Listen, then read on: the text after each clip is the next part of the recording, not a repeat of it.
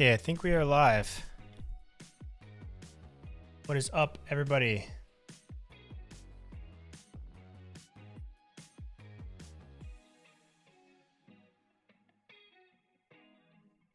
Let me know if you guys can hear me okay and if the audio is good. Don't be shy.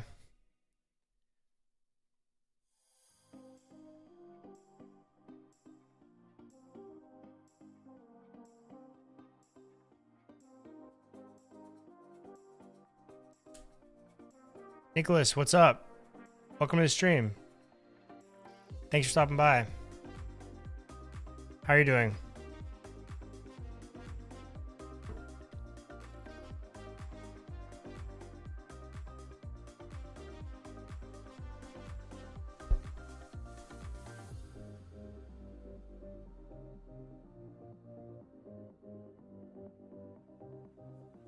Okay, so today I am intending to do some work. Is my music too loud? Can anybody let me know? I've made quite a bit of progress on the course platform here that I'm building. More specifically in the backend / admin panel side of the house.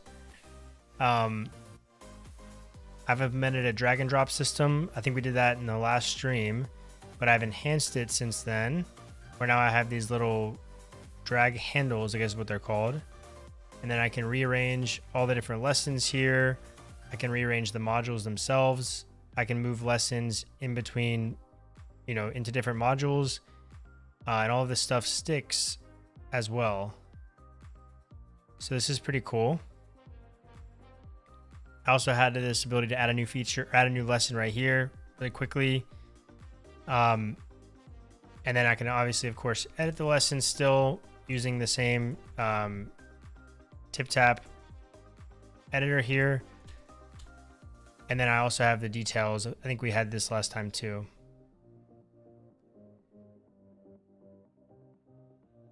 I'm also in a new room. I moved into my guest bedroom instead of my loft. So there should be less of an echo now in my audio. I hope at least. I haven't sound treated this room yet, but it's carpet and not super huge. So yeah, today I want to I'm just doing some more work on this. I spent the whole day moving into this office, so I don't have too much time on my hands, but I figured I would stream, catch up with everybody, see how everybody's doing. Feel free to ask any questions and I will do my best to answer them. But this is the back. That's the admin panel. We also have the front, like the client or the user facing side, which I haven't really touched much just yet. Beyond just adding like some placeholder cards here for the blog posts. Because this CMS that I'm building is pretty much going to be used for all of my stuff.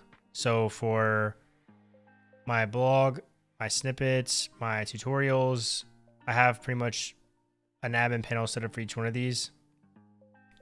I don't think I have snippets done yet, but and then I still have to add some more things to this. I have to add some custom components and stuff to this, like some call outs and things like that. But yeah, so far everything's going okay. Ryan says, making zero progress on this multi-tenant stuff, zero content found for doing this file kit. Course wise, why that is, maybe it's not possible. Oh, curious why that is, maybe it's not possible. Ryan, I would say it's more likely that it's just not been done, or it's not been widely done yet, just because file kit is relatively new.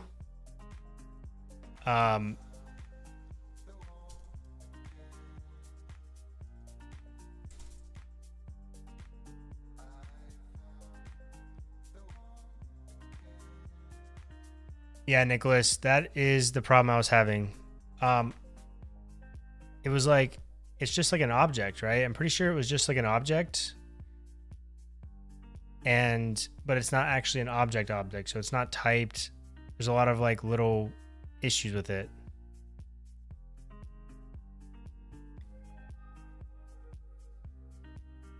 Yeah, Ryan, this is, again, I don't think it should be as much of a framework thing as it is a Whoops.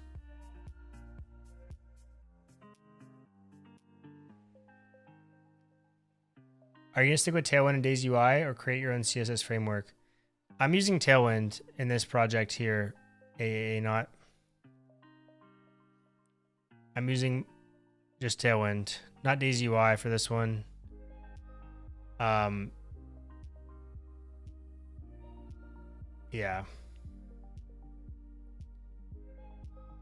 Yeah, Nicholas, I had it in the profile table. The problem was just that. So when a user makes a request to access a protected resource, let's say it's protected by Stripe, right?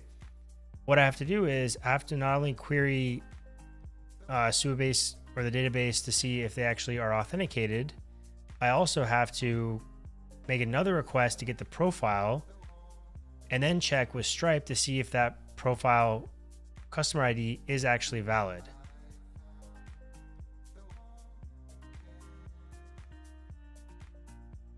Yeah, Daisy UI is different than Skeleton. Skeleton's awesome. I used it in, like I was using it like last month on stream a lot. Daisy UI is just a Tailwind framework. I know that Skeleton uses Tailwind too, but Skeleton's more of a component, I guess, felt dedicated component library, whereas Daisy UI you could use it with, just an HTML and CSS website. But yeah, I agree. Skeleton is fantastic.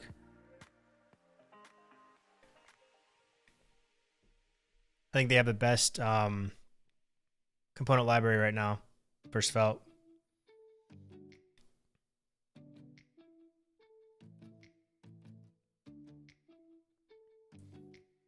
But yeah, as far as the multi-tenancy thing goes, I know they're using this platform starter kit, but when I looked at the repo, it didn't seem like anything too insane here. Wait.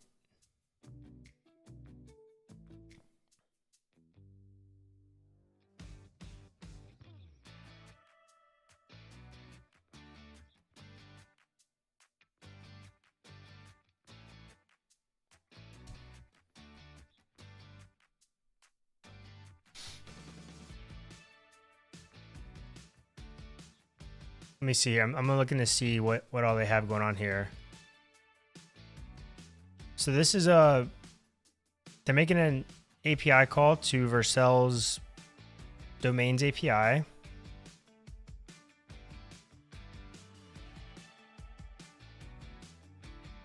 Where is their? Okay, and they're passing a new domain name in here. They also have the team ID Vercel, which I'm assuming that's going to be the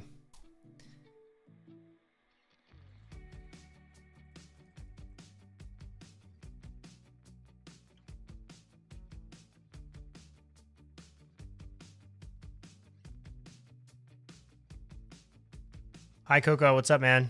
Welcome to the stream. Thanks for stopping by.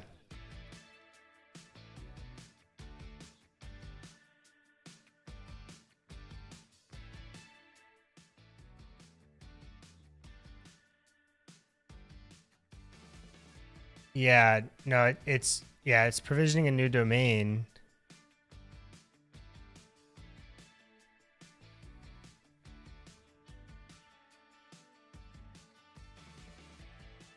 But I'm interested to see how they actually set up the structure here. Okay, so then they're updating a site. They have a Prisma model for site.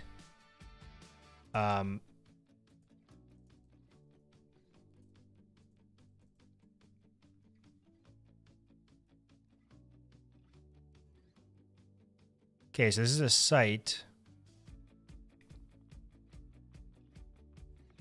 Okay, so this is like if you're making like a dev.to or Hashnode, or wherever the different blogging platforms are. This is where you would have your name. Like this is what's yours, like your own site. So then there's a bunch of different sites within that one application. And then it looks like as far as routing goes, they have an underscore site route here with a site route parameter.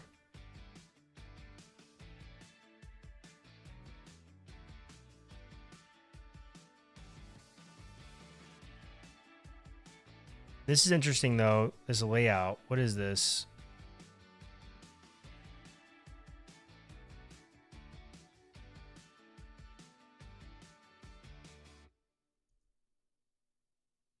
Components, sites, layout. Okay, that's just for the metadata or something, probably, maybe.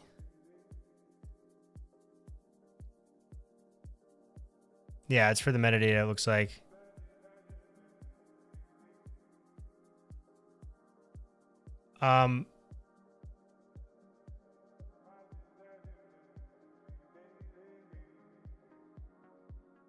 So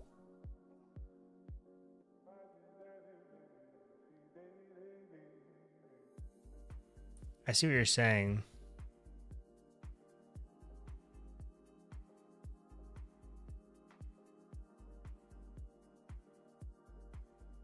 I wonder what's actually doing that.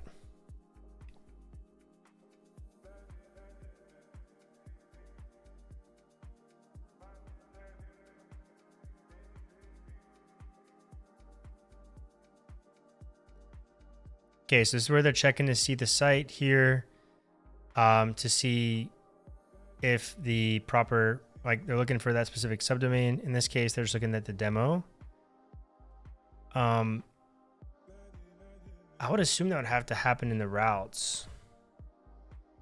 But it honestly kind of makes sense though that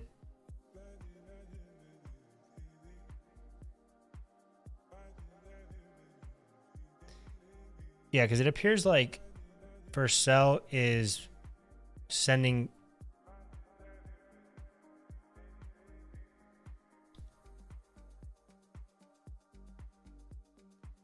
I wouldn't be surprised if it was, considering that Vercel owns that.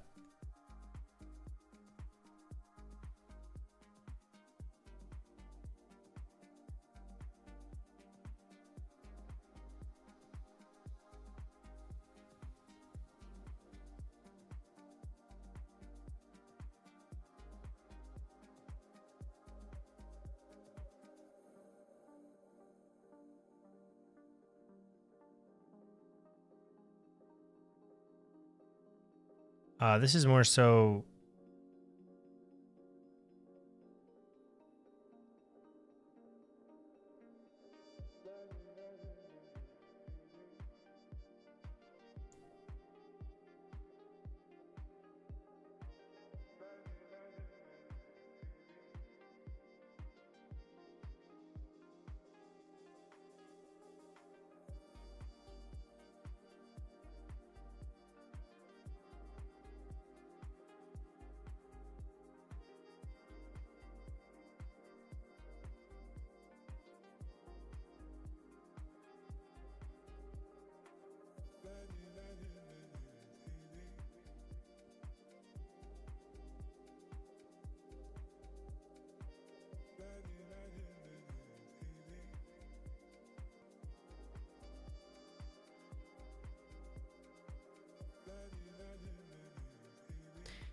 Yeah, Ryan, I'm pretty sure as far as like the API logic, it would be the same as it is in Next right now.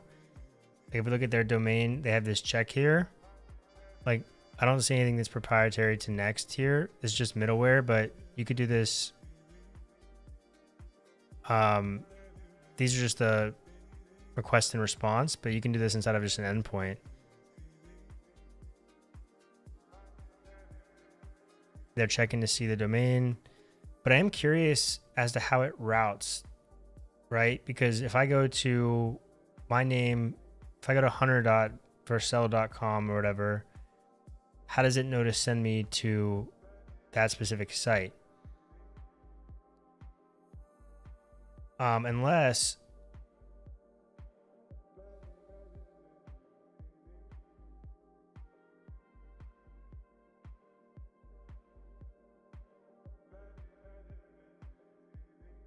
okay, here's a site here. Here's the site function. They're getting the server session, yada, yada, yada. They're doing some auth checks here. Okay, so get site. Where is this being used?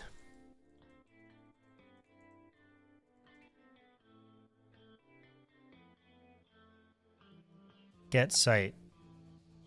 Fetches and returns either a single or all sites available depending on whether a site ID query parameter is provided. If not, all sites are returned. Okay, so query param with the site ID.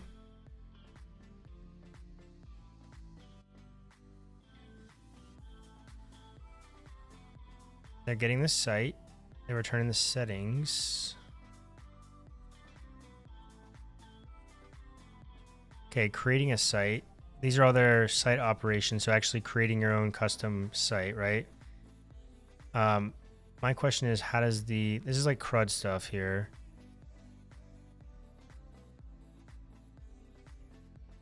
Okay, underscore site data.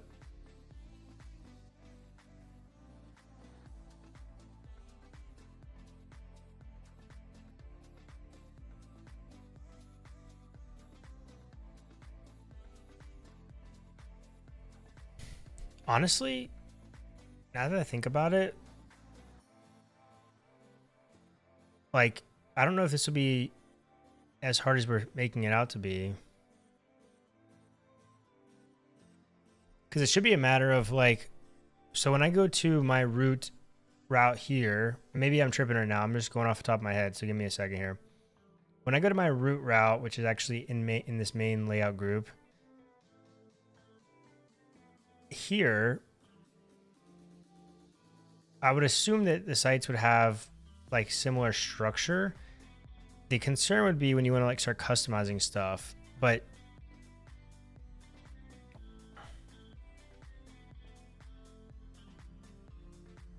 like we could check inside of here, or yeah, we could check inside of here, or we could do it inside of the hook and just set it into locals, like the site ID into locals.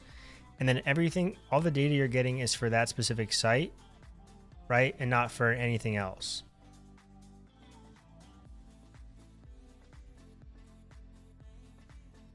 I wish I had like a subdomain. If I had more time, I would try to set this up because that does sound like something interesting to do.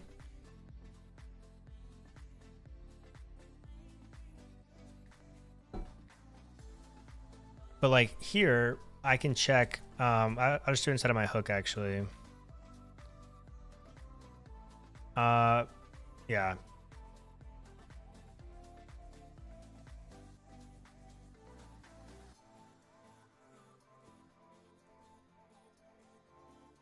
Okay, so I can check the URL of this event.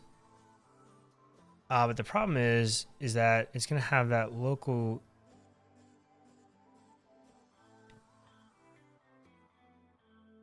Let me try this actually. Let me see here.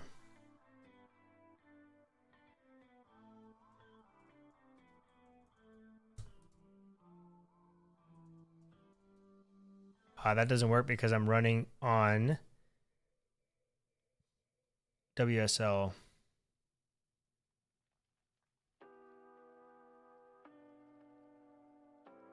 Yeah, that's interesting to think about. Luminox, what is up, man? Good to see you. It's going good. It's going good. Yeah, I've been doing a lot of oh, that's cool, man. I haven't really been streamed that much recently. I've been working on this platform here. Yeah, Ryan, I have to investigate that a bit further and see, because like I'm not seeing anything about this sites thing. But it's been a while since I've used Next.js, so I could just be stupid.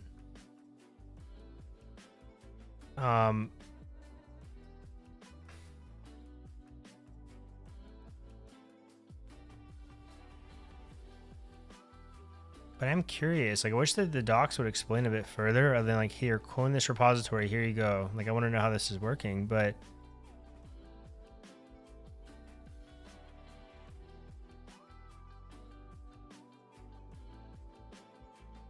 see, the thing is though, is like right here,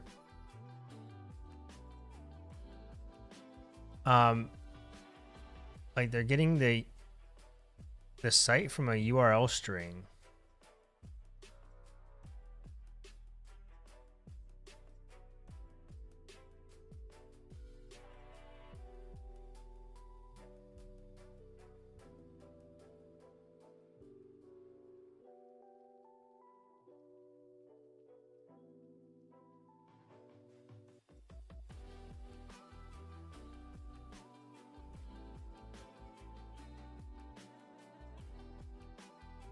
Does anybody know what it hits? How long do you take to learn on this stuff? You are an FK machine. Luis. I've been coding slash programming slash whatever you want to call it for like 3 years now. I guess it's coming up on almost 4. But I spent a lot of time. This is what I do for fun. So for me, it's like I don't really watch TV. It's kind of sad. It's sad, but it's cool because I do what I enjoy, what makes me happy. But yeah. I partied a lot when I was in the military and kind of got that out of me. And then now I just kind of stay home and do this. So, but everyone's different. Does URL string only have a subdomain property if we've given it one? That's a good question, actually. But I want to know, let me see how the domain sets up, right? Because they're setting up a domain. Well, I'm interested to know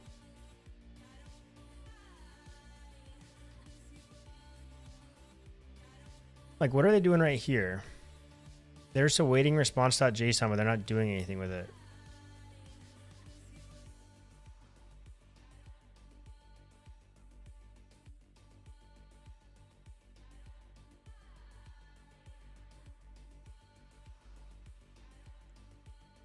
Hey, SEO is one of the hardest things. About a year and a half or 2 years ago, I was building websites on the side, like freelancing for different industries, mostly like sweaty industries, like blue collar industries, like auto mechanics, but I also did like therapists and like local businesses. And I would always defer the SEO to someone else because I just couldn't. I know the theory, I know how it works, but there's a lot more to it than what I could even think about doing myself. Yep. I usually watch, I will say my guilty pleasure is like watching like I like true crime stuff and like police body cam videos. I've been binging those recently. Usually late at night when I should be sleeping. Luminox, how's school going, man?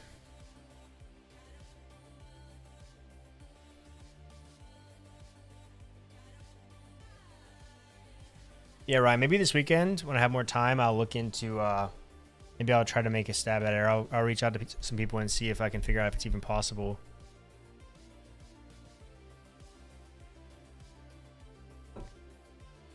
I would assume that it would be. It might be a little bit more difficult.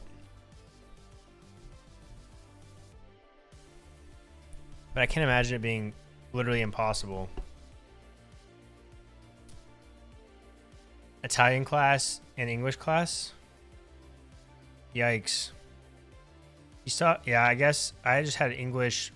One of them, I had 2 Englishes in college. One of them was really hard.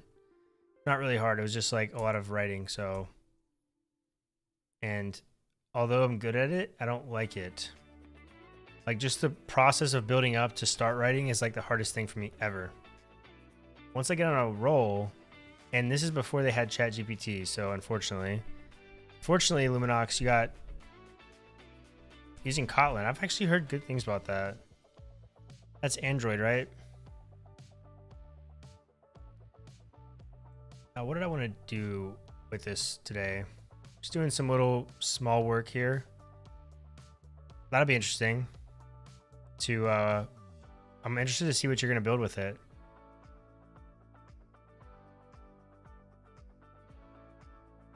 Okay, so when I click on this rename lesson button, I want it to turn this into an input, and let me update the title here, or the lesson name. So that is actually going to be in a course module card item.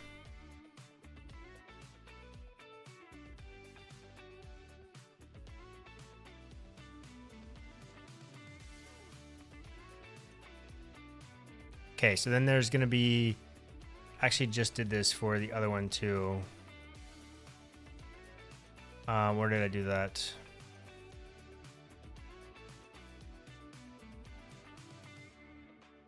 Yeah, here it is. Okay.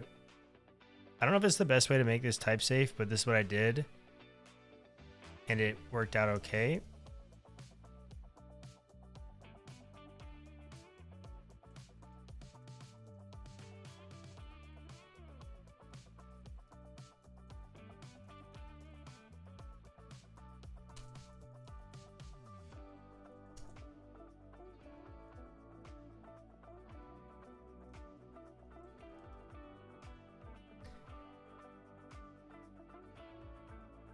Yeah, I haven't actually built like a mobile app before. It's just not enough screen space for me. You know, I can barely fit everything I want to put on a page in a web app. I feel like that's like an art.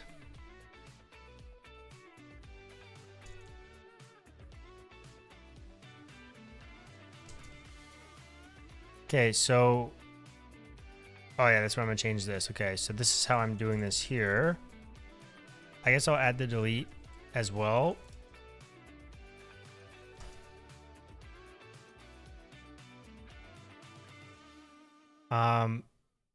Edit, and then I can also just do one here that's, I want to say it's like pH trash can.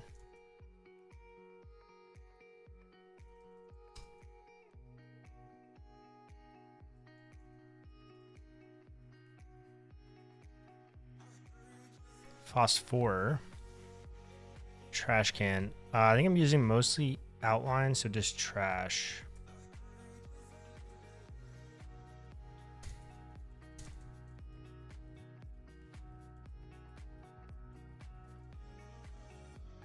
Okay, and then I do this on select here, which will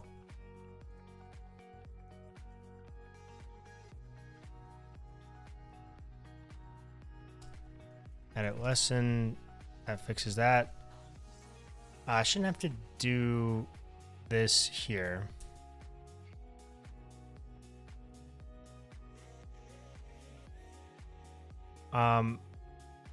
Wait, should be lowercase lesson.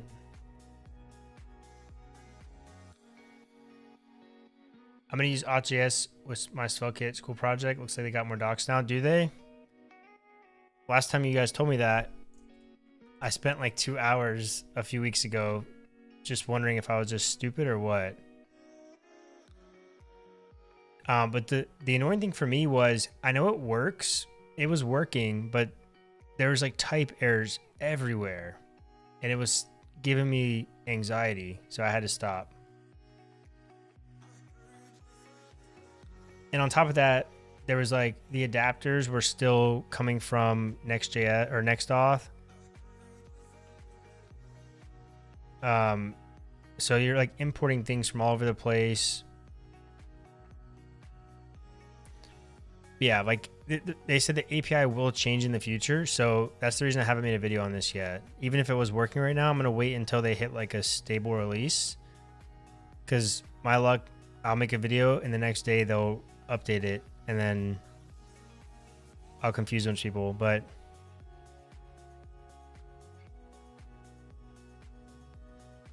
okay, so I've seen all of this. This is new.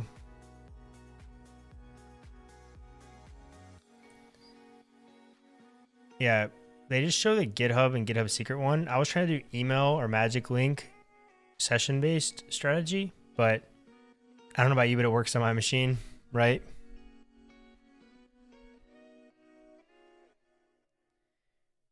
I love the comments that are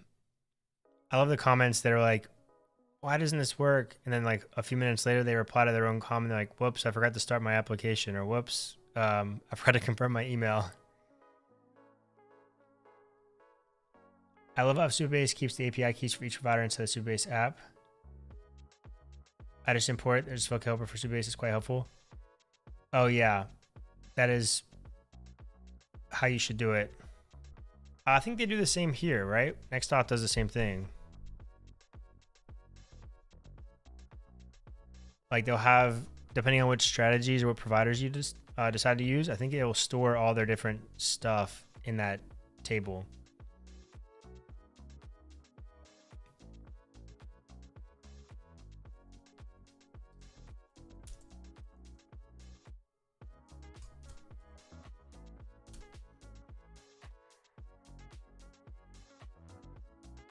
Okay, so now I have edit and delete.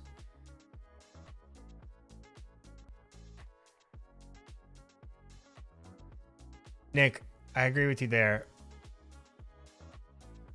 Coca, I didn't actually try it, but I just skimmed the docs. Actually, I think I saw something on Reddit or something. But I haven't tried it. I will try it for my next project I do. I built my own custom auth here, so I'm pretty proud of it. I don't know how secure it is. I might get hacked into another dimension, but all of the financial information will be kept with Stripe.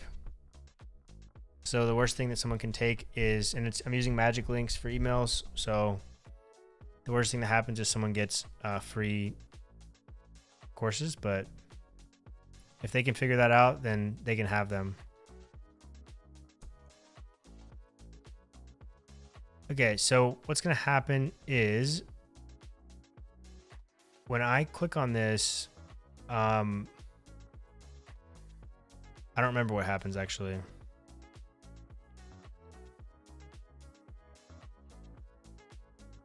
I want to say I need to pass this into the drop down. Where's the drop down? On select. And it's going to fire, it's going to respond with what was selected, and then I take action based upon that. So I'll do on select.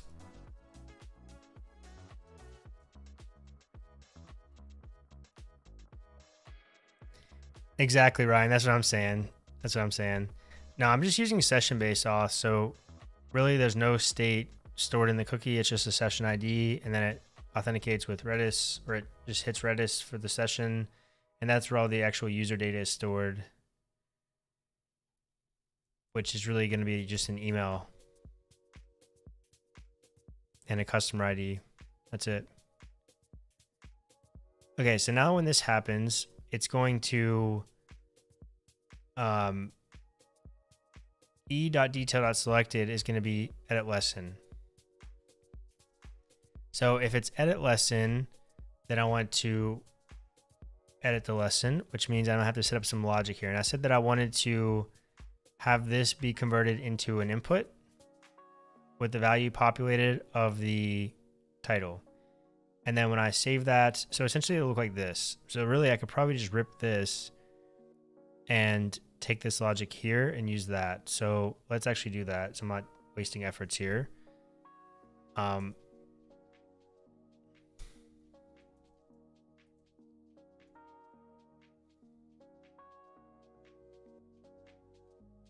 worried about 1 in 10 category beginner proof. I just read the docs and saw that it was like headless. Well, headless as in you provide your own database, which is what I wanted.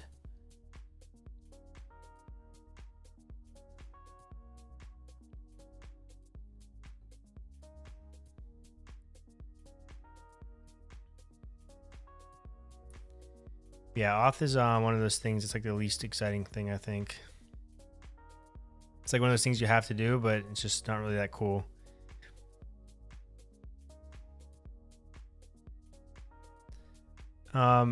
Okay, I think it's actually in here. This is actually it. So I have this show new lesson, which is going to pretty much a form here with an input. So I'll just take this whole form here. And in here, instead of displaying this stuff here, this stuff, I'll say if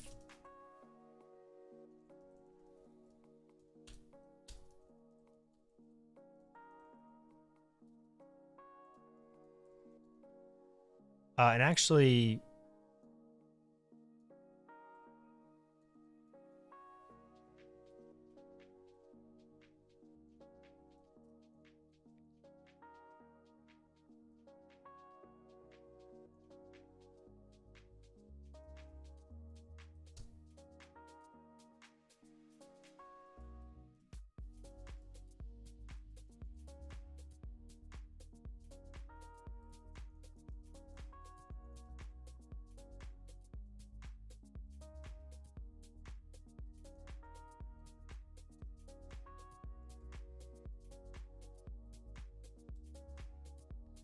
Actually, I'll just edit lesson equals false, and then it'll also submit the, okay. Well, I'm sorry, rename lesson.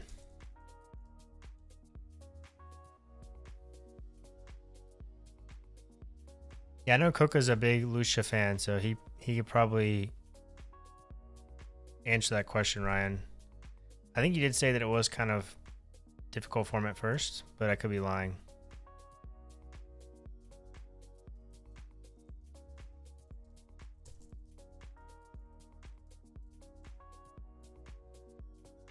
Okay, so if rename lesson is true, then we're going to show this form. This will be update lesson, and the lesson ID will be this. This will be the title. The placeholder is actually not going to exist, but we are going to have a value of the lesson.title. Okay. And then once we submit that, we'll have to take care of that progressive enhancement as well, which I think I've already done. Or will it just take care of that because we're going to reset the page? I think it'll be good for now. So what I'll do is now I will, is on select here, I will say rename lesson is true.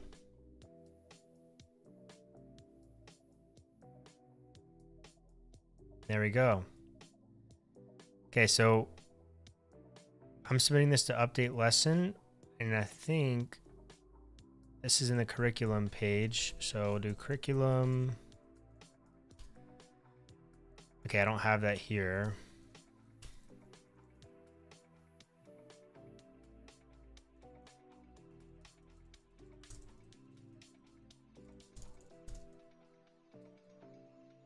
Actually, I want to get, I already have that. So I'll just do const body equals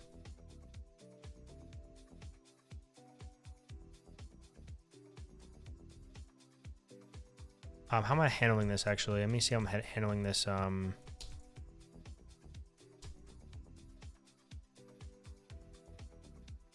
Update is expecting what? An ID and then the data? Okay.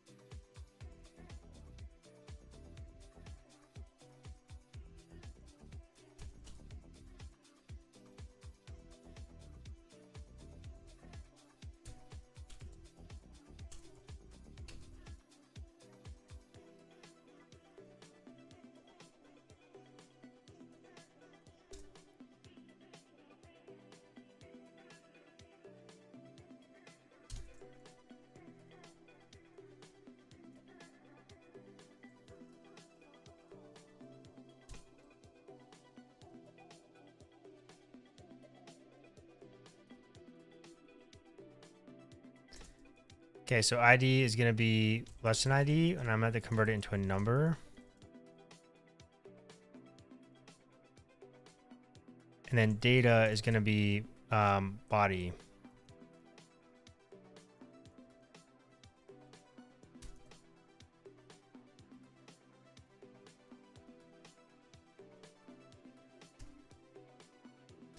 And then if everything goes well, then I'll just return a status of 200.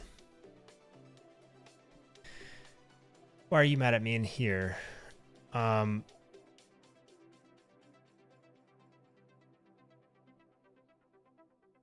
I do something in here?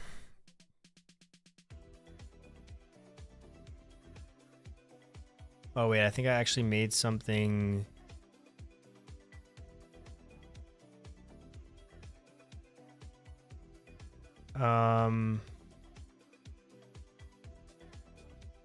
That's what it was. So I made module IDs required on that schema. So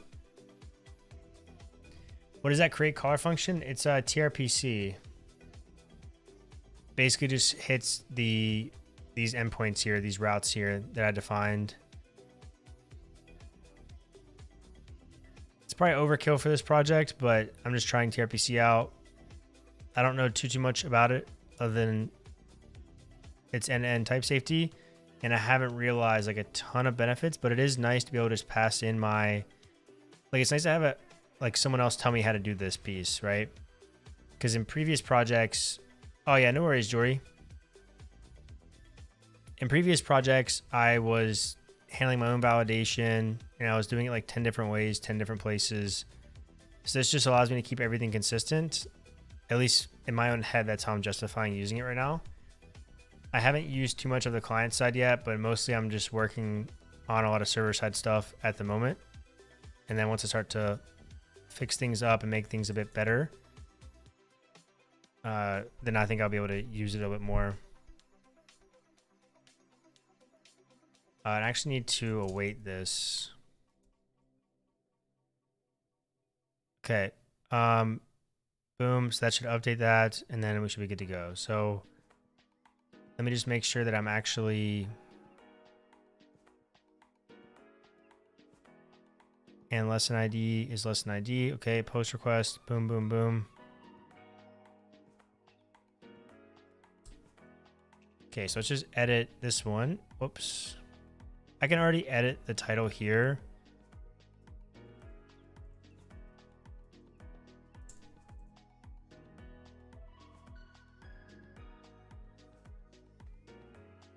Uh-oh. Maybe I could edit it there, so we'll have to fix that. Wait, why didn't that work? Oh yeah, okay, I know what that is. I haven't migrated that to my new system yet, but it's okay. This should work. So when I edit this here,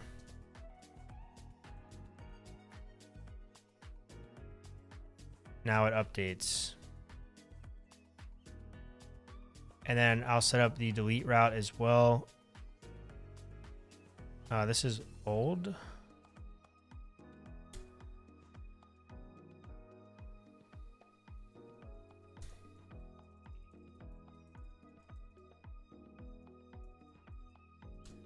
Really, I'm just going to take in a number, actually. I'm just going to take in the lesson ID that I want to delete. Whoops.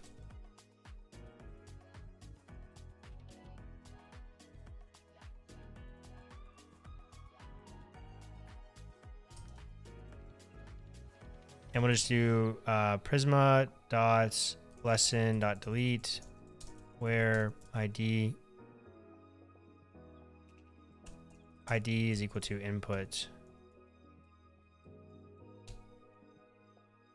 Funky Waddle, what is up? Welcome to the stream.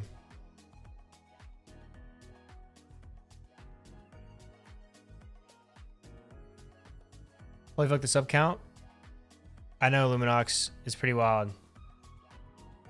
It is pretty wild.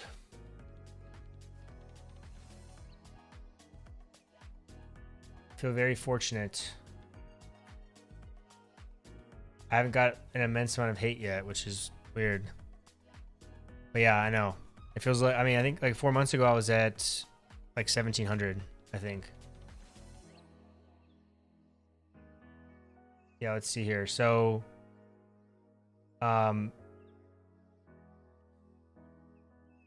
yeah, on September 26th, I was at 1,732. Look at this pattern here. Wait, actually, it looks better. It looks better on a smaller screen, actually. The more you zoomed in you are, the less of a...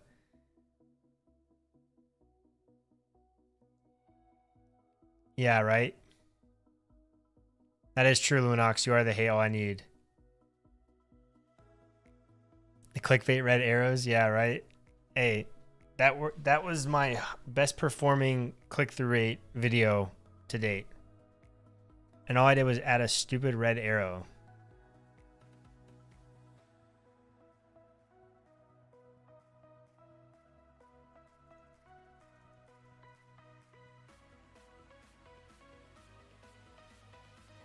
Okay, now let's do delete lesson. So we can do if, I could probably do actually a switch statement.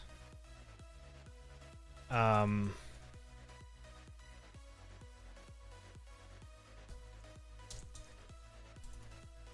think is how I do this, to be honest. I really think I forgot how to do a switch statement just now. I think that's actually correct. So we'll do case of edit lesson.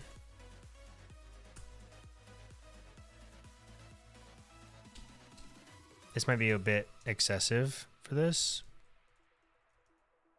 Case delete lesson. I want to call a function that... Actually, I don't even need to do this here. Actually, do I?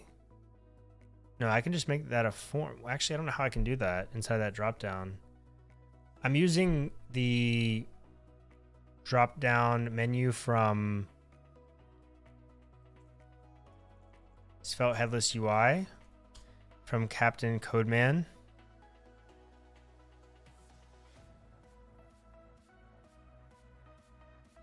So I'm using this drop-down here. I'm not too sure if I can wrap that in a form in that though.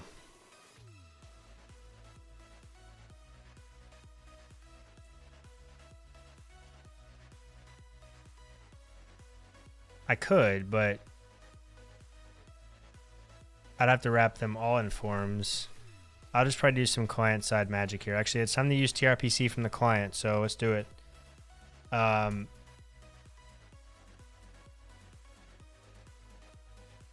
know I need this TRPC client, and I think I have to pass in like page or something.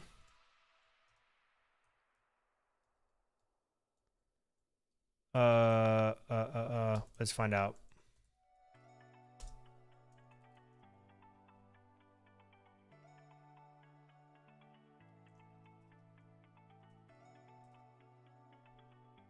TRPC, and then I pass in the page like this. Okay. What extension are you using for the browser? I'm using Edge. Saliban. Microsoft Edge. People are simply, you have to make them curious. Yeah, I can't stand like the cringy thumbnails, but I will say that so far the cringier mine I've gotten, the more click-through rating has increased and watch retention. Okay, so here I'm going to do lessons dot delete lesson or dot delete dot mutate, and then for lesson ID, I just need to pass in the ID. So I think I can just do this. Does it be an object?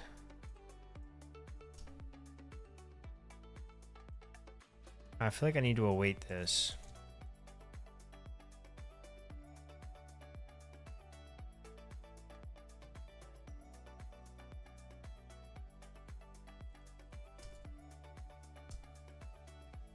Yeah, I'm just using Microsoft Edge. They have it has vertical tabs out of the box. It's pretty similar to Chrome. I've noticed it uses less CPU. I use Windows, so I would assume that this is optimized for Windows, but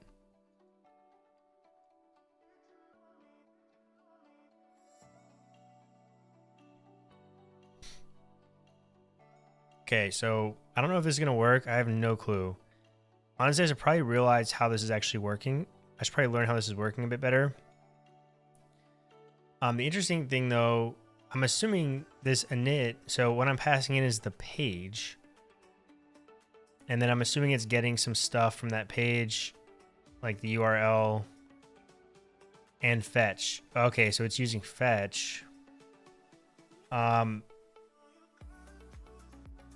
yeah, just need it. Yeah, it works. I don't know why, but it works. Okay, let's just try this out and see what happens.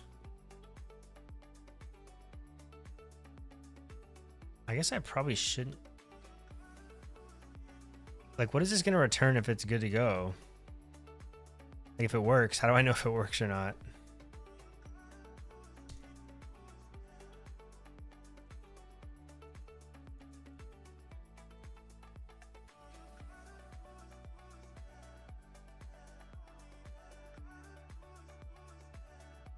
Okay, so that worked. Yeah, I just don't have. Oh yeah, it's me on my client side.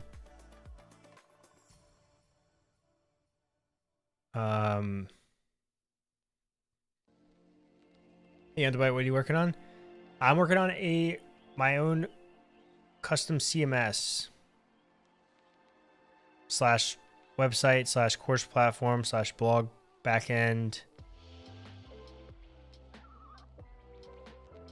Okay, so if it works though, I just get nothing.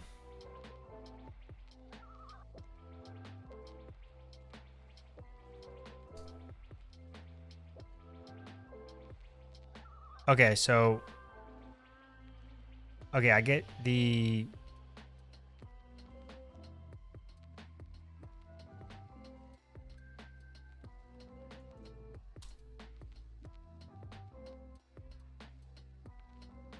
function fired. I'm console logging function fired somewhere. Oh, I know where I'm doing that. I think right here, yeah. This is when I was doing some testing the other day. Okay, so I get the object back, which is pretty interesting.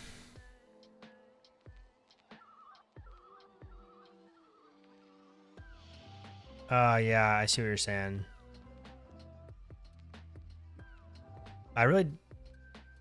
Okay, so I guess Prisma just by default returns the object, and then if it fails, actually I can just make it fail really quick by just coming in here, and then I'll just pass in like 1, 2, 3.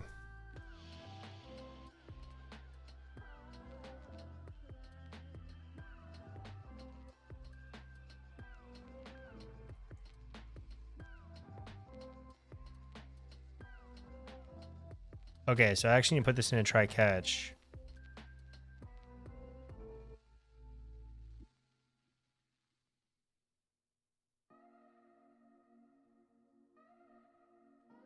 Which is going to look pretty sloppy inside of the switch statement, so I kind of wish I didn't do that, but I've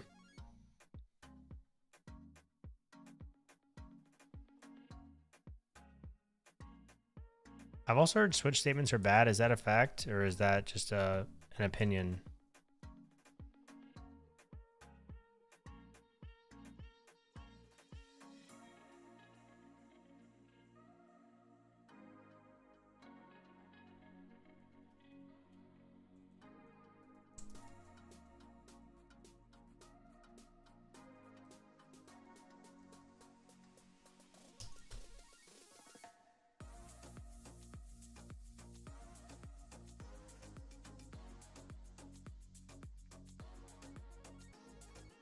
Yeah, what's so bad about them? I'm just curious.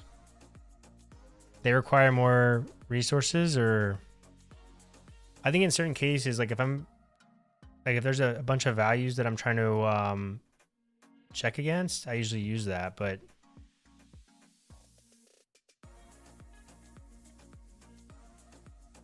really appreciate this Spell Kit vids, mate. Something about the way you teach resonates a little more than other channels. Hey, thank you, Crime. I appreciate that. I'm glad to hear that.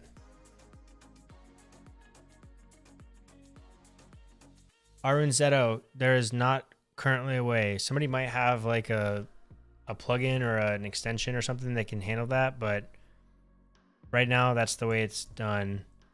And one of the reasons that it was actually done like that is to standardize the way that routing is done, so that no matter what project you go to, you know how the routing is working, right? Because previously you could either use like the page name, or you could put the page in a folder with an index. So there was like a bunch of different ways you could have the same thing, so it could be confusing. But I agree, it does get excessive, but I've been trying to be better at just like control Ping and searching for something. Like if I want to go to my curriculum page, just searching here.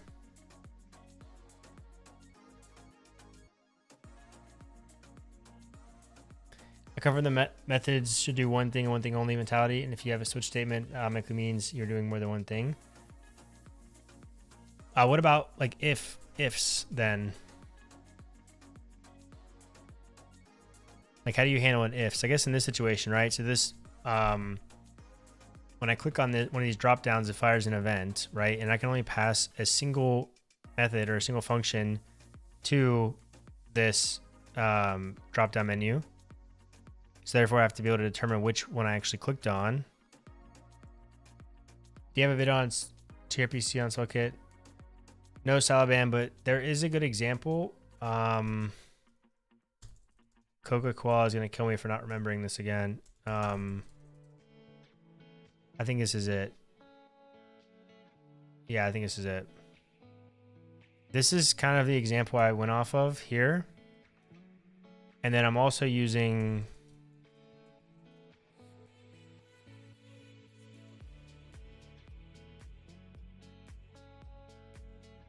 this here.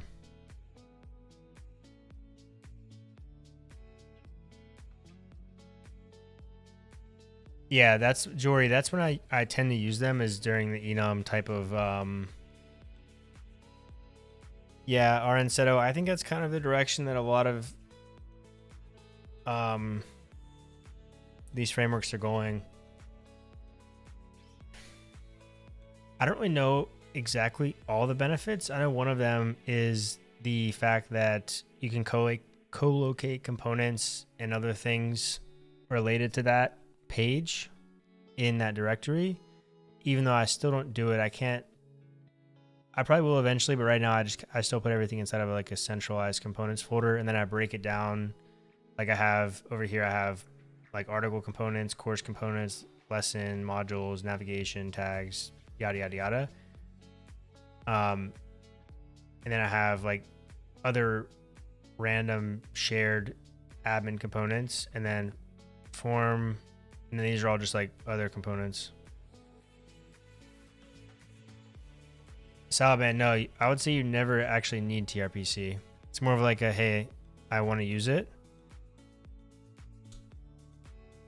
But if you're using the soup-based client, you have absolutely no reason to use TRPC. In my opinion, if you're using the client.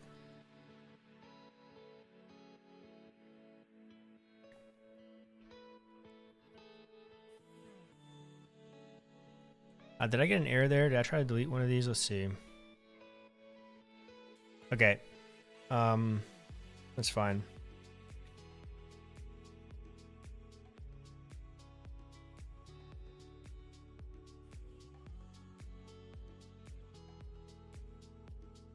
I guess I can just return from here then. Actually, what I want to do is I want to do a toast. So toast.error could not delete lesson.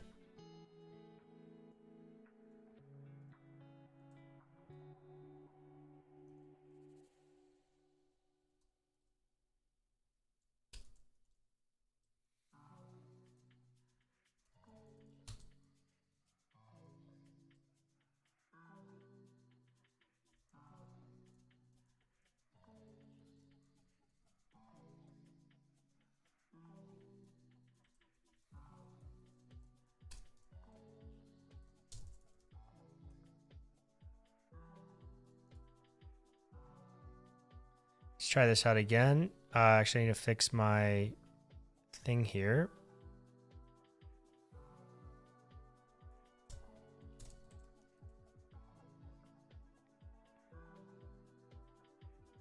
So now when I delete one, we get lesson deleted, but the state isn't updating, right? And that's because we need to run invalidate all, or we could, of course, update. Actually, we have to invalidate at least the courses load function. So in this case, I'm just going to invalidate all here.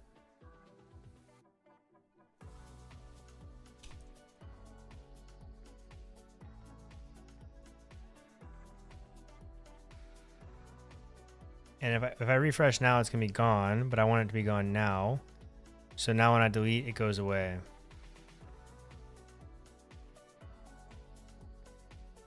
And then I can also add some progressive enhancement to that form where I'm adding a new one, or I'm renaming it.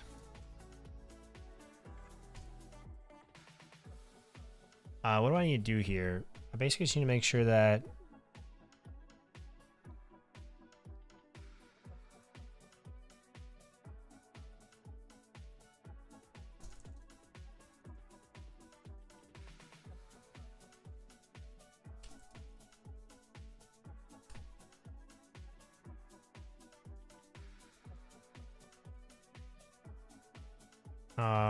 actually, I don't think this needs to be asynchronous. What do I need to do here? I guess I need to check the status. So in this case,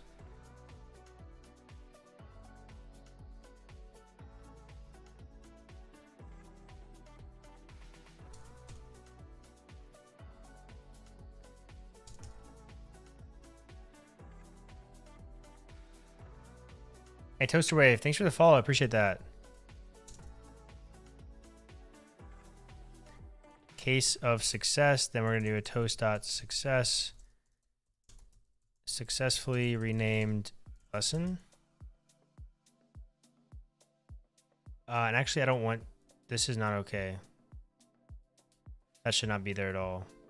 All this is doing is allowing me to edit it. That toast should not be happening there. So in this case, we will await update.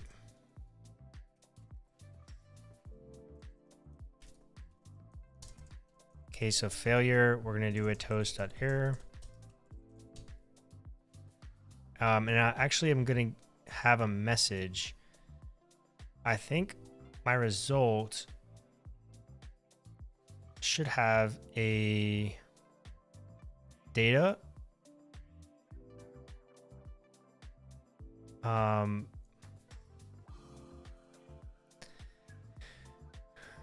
Message. So I am passing a message here.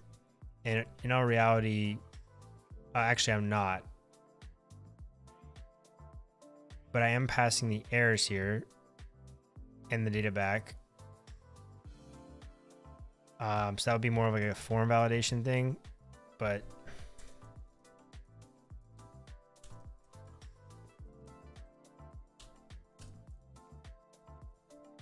in this case, we don't need to await update or anything here because everything's okay. But I will have to set rename lesson to, actually I can leave it open.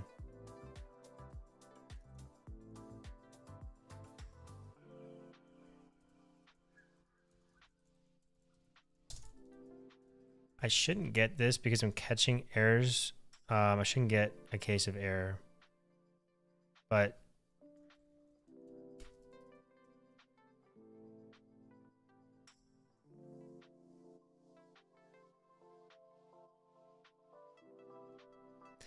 okay, what did I do wrong?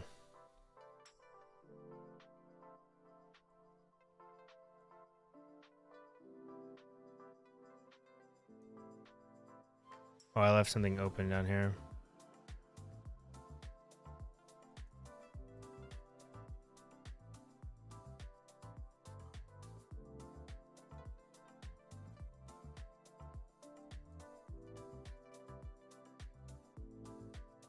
Okay, so it's getting stuck here.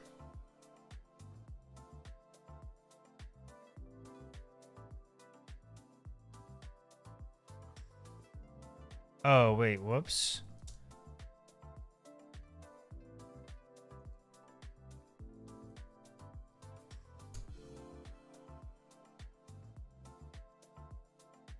So it did work, but my progressive enhancement was all jacked up. Okay, and I also need to set, in that case, I do need to set rename lesson to false here on success. So if I rename this again, there we go.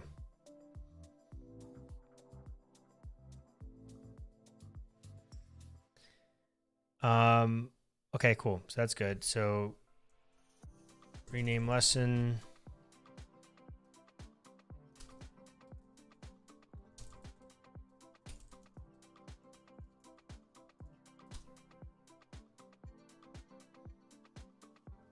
I'm feeling very insecure about my icons. They're server components, so, or the web components. You can see they're like rendering after I refresh the page. I probably need to fix that eventually too. What else do I want to do right now? I should probably rename that to rename lesson.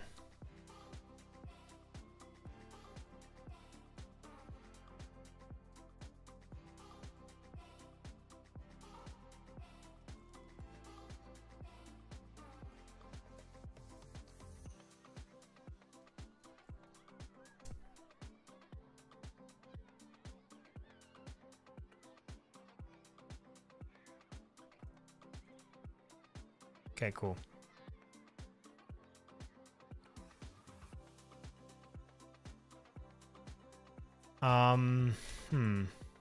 What's next?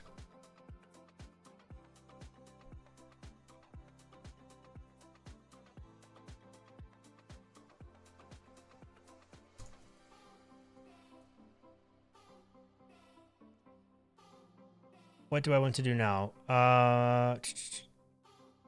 I said something was broken, right?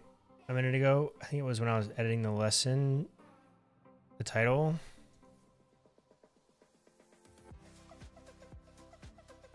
Okay, so that's not working.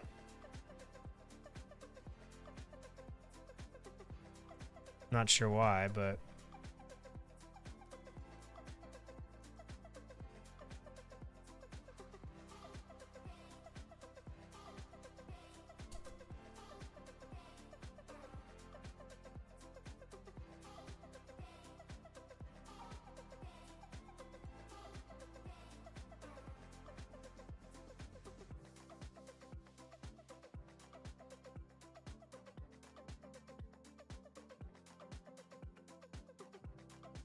okay, so this is a button type of submit, update lesson. I'm going to use planet scale when I actually deploy it, but right now I'm just using a local MySQL database I'm running on Docker. Just this is it. But yeah, I'm going to use planet scale for production, but it's just much easier for me to develop with this because I'm using all the same schema stuff though as far as Prisma goes. So MySQL to MySQL.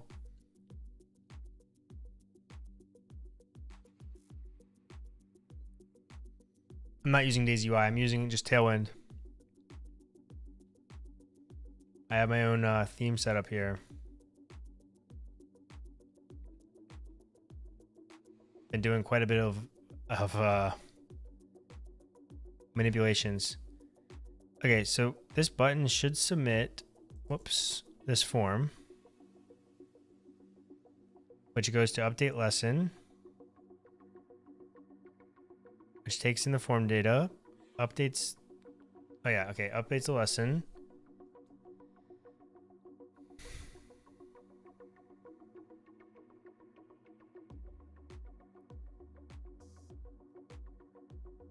But it's like the data is being reset. Oh, wait. Actually, no, that shouldn't matter.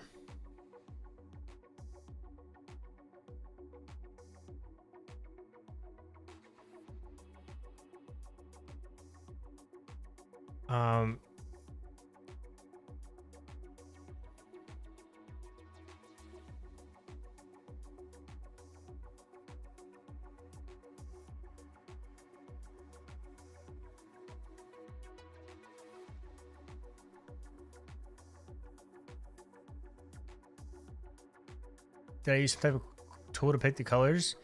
I pick my own colors. I have like my own palette that I've kind of came up with after iterating 100,000 times, but to actually generate them, I think it's this UI colors.app, and then you just put in your hex code here,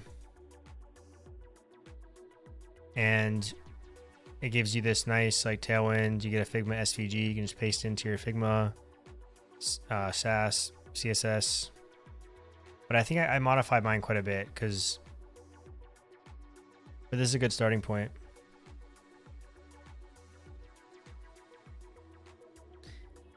Yeah, it's uicolors.app/create. It's pretty cool, actually. There's a couple other ones too that I use. But yeah, I just picked based off of what I wanted, what goes well, I think, together. Okay, so for some reason, this isn't updating, and I wonder if it's because it's like 10 levels nested, like, but it should be, when I change this,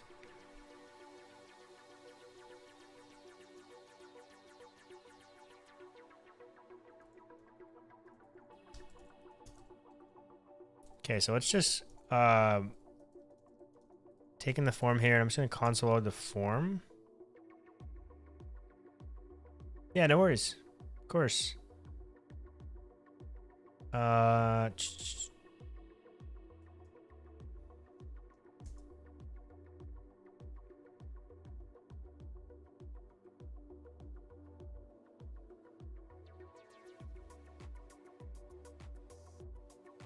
Okay, so this doesn't have a value.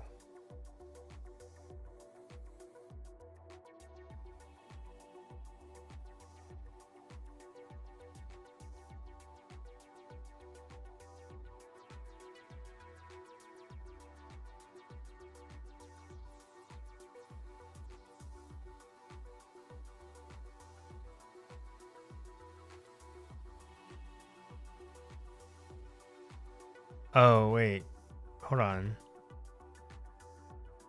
That's weird.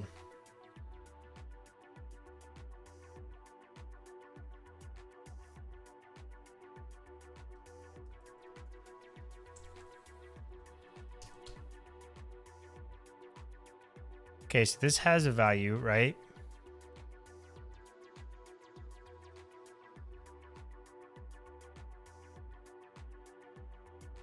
Am I tripping right now? What am I doing wrong here? Input, value.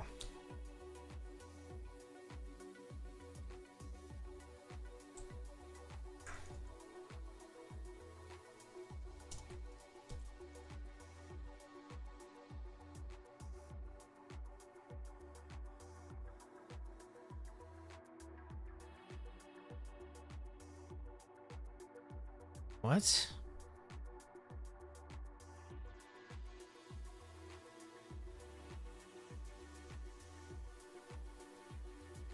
Okay, data.lesson.title exists. Data.lesson, which is an array of lessons. Oh, wait a second. Oh, data, okay, lesson here. Data.lesson, which has a title.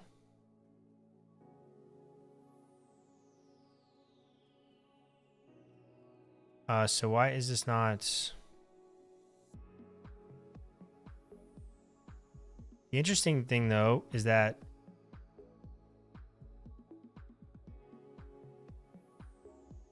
none of these have values.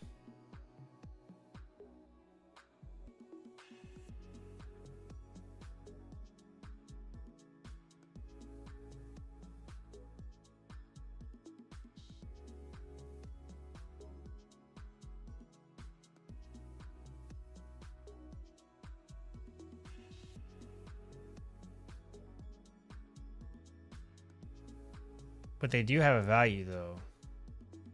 They have a value because they're populated already, right? But why can't I see them here?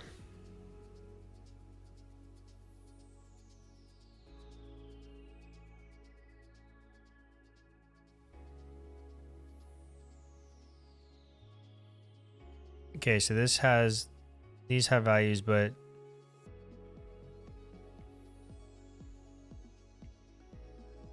this doesn't have a value either. Like slug is populated already. Well, the issue right now, Coca, is that when I submit this form, I'm just submitting nothing, I think. Actually, let me just do data.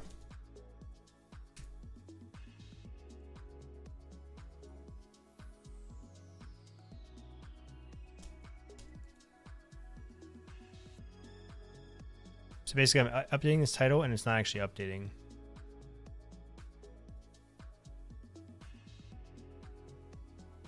Okay, so you saw that right there.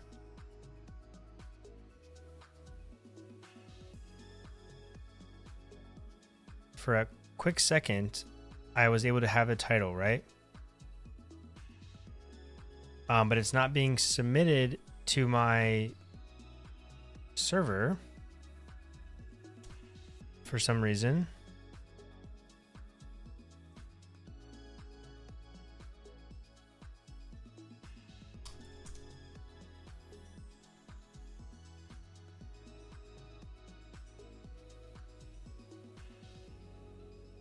Wait, it is being passed to my server.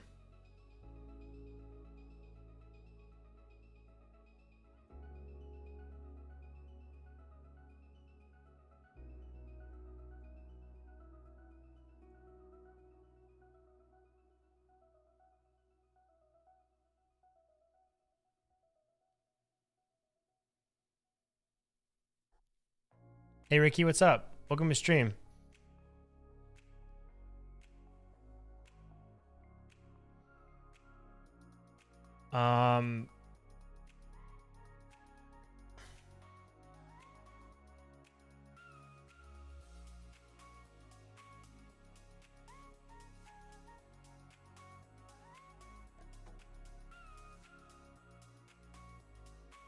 Okay.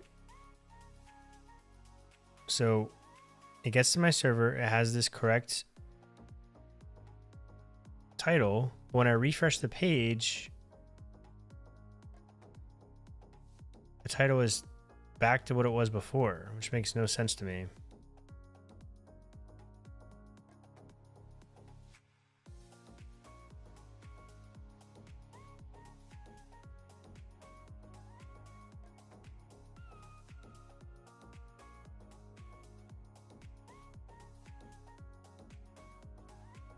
I'm not getting any errors, which is even more weird. Okay, if input data.content, this is where it handles processing the markdown of any updates. Lesson update where ID is input ID, which I'm passing here. And event.params.lesson ID comes from this route param here.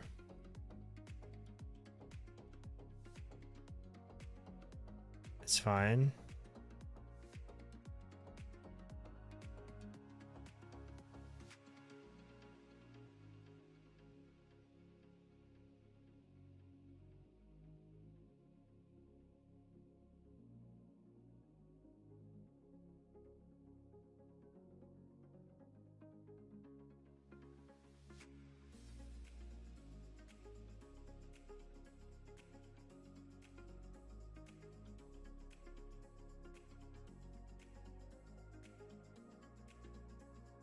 Yo, what is happening?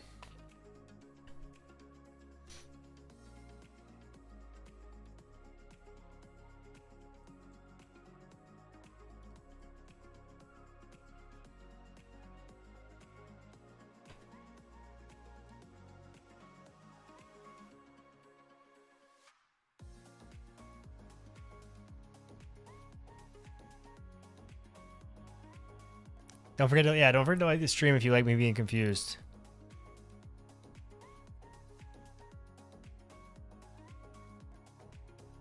What am I doing right now? Hold on. What is happening? Okay, so I'm updating this. I'm returning p.lesson.update, which looks good to me, but it's not returning anything to me.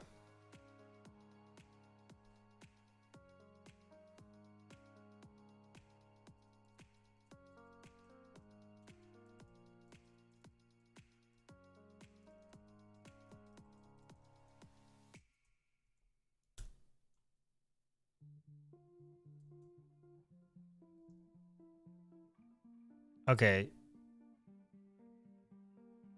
Interesting.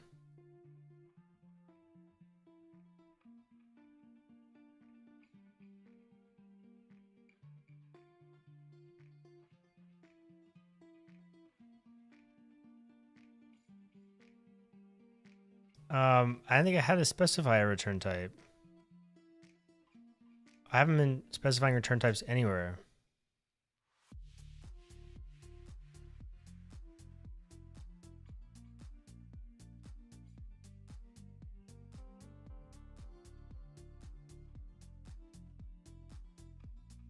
Do I have to do it if it's not just an expression?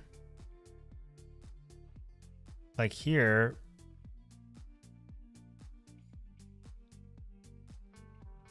It looks like I'm not even making it into this though, which is pretty pathetic. It infers it implicitly because of the return type of the Prism update call. Yeah, either way. Yeah, exactly. But I can't even, I'm not even getting this console logged.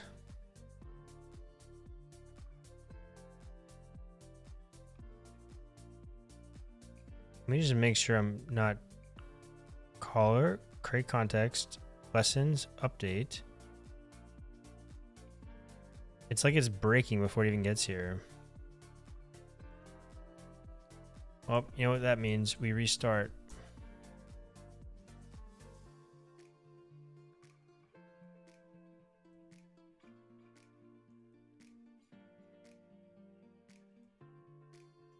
Nothing.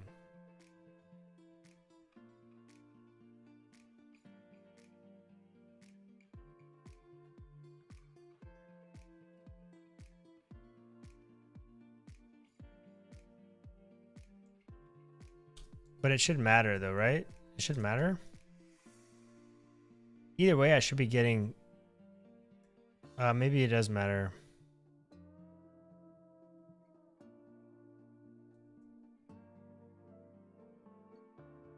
No, it's still not doing anything. That's so weird. Why am I... Yeah, I didn't have to do that. Yeah, I realized that. But why am I not... Why is it not doing anything?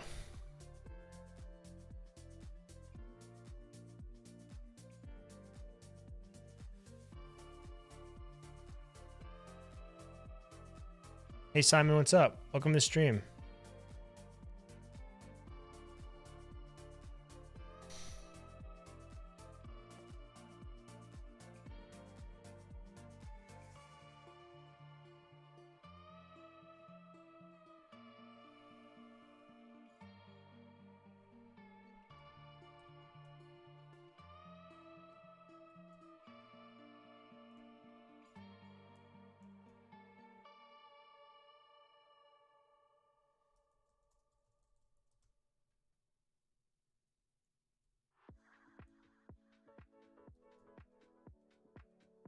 Yeah, like look, I'm getting a result type of success.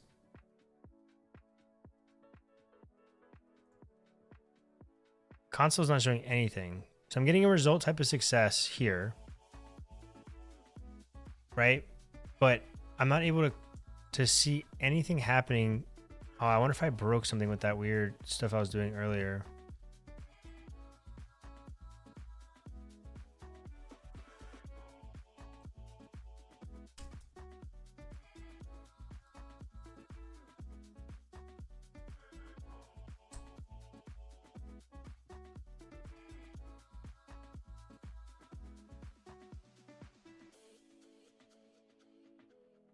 Yo, what is wrong with this thing, man?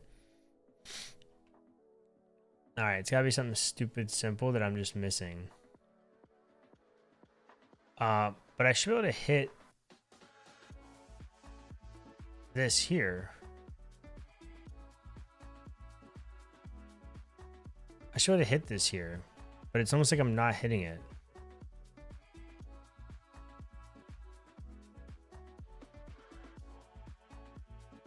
Yeah, I'm thinking it's bugging out right now. I mean, I don't really see, really it's going from this action to this. I go to this update method here. I'm console logging, hello, it's me.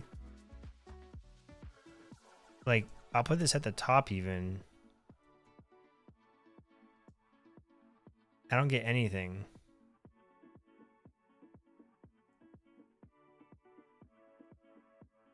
No, Salaban, I think this is all server side stuff. The client's doing what it's supposed to be doing. It's just not hitting this method here that I need to hit. And then if it was failing validation, then I should be handling that here, which would then return a failure to the client. But when I console logged it to the client earlier, the result type, it was a status of or type of success, which means it was a 200, which means everything went well.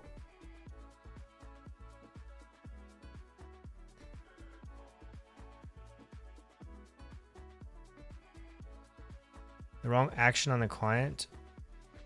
But I'm on this page here, and the action is literally on this plus page server. And I'm hitting the action because I can see this. Like I can see this body here. So if I console log body here and I save this, I have the form data body here with my updated title, all that good stuff. It's something with a TRPC call it. It's messed up.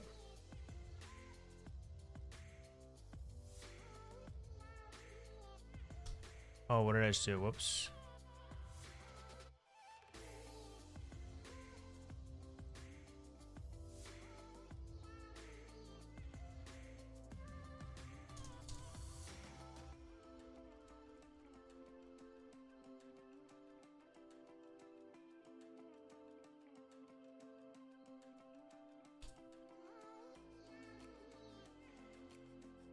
Yo, all right, give me 1 second. I'll be right back. I'm gonna use the restroom real quick, and then we're gonna figure this out. BRB. I forgot I have a stream deck now.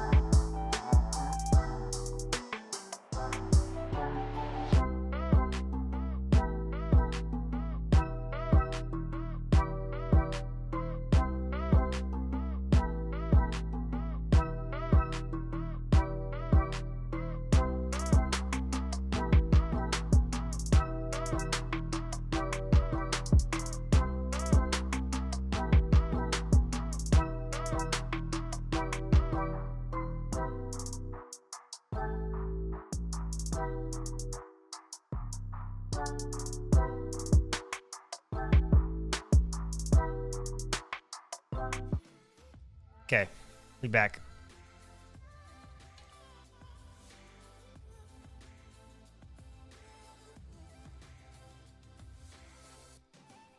What is wrong with our app?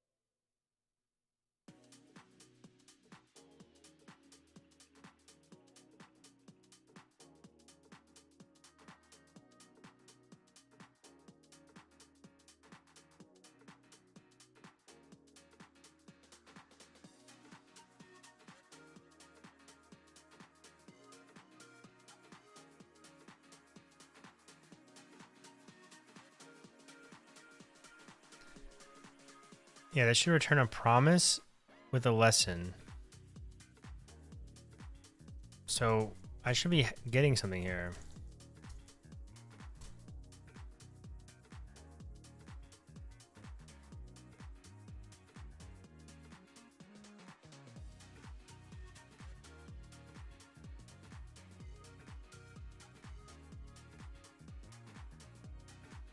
Okay, it was successful, right? Because on my client side too,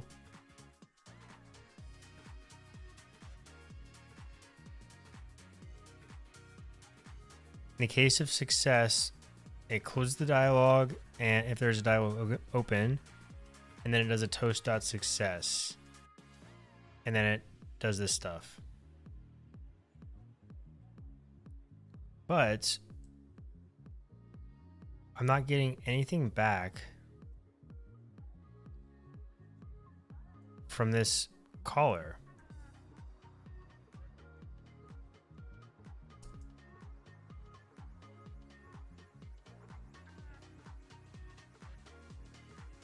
I wonder if I have to do this.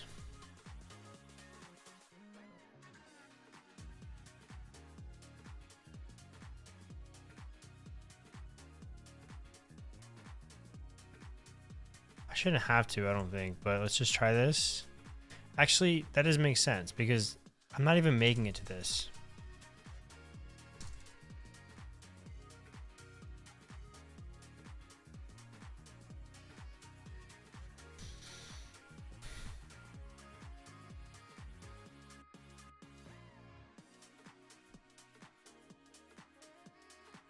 Absolutely nothing there.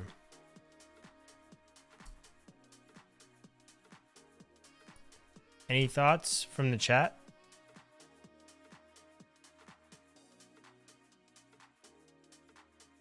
That data prop is sussing you out? Why? I'm using it like everywhere. I think. Yeah, I am using it like everywhere.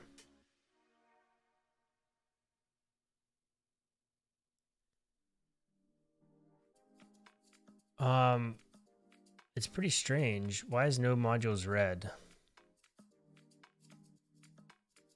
Do I just uninstall everything?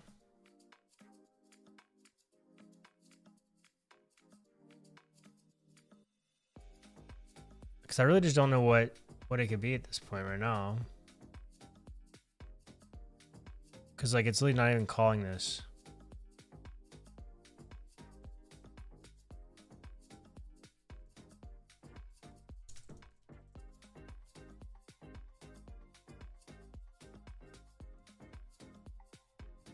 Yeah, like once it gets there, it just dies.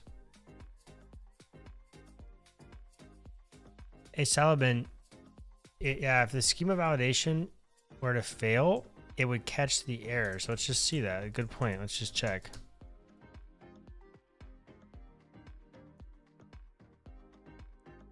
Salabin, thank you. See, I got fancy with it over here, and I think I was actually supposed to return this.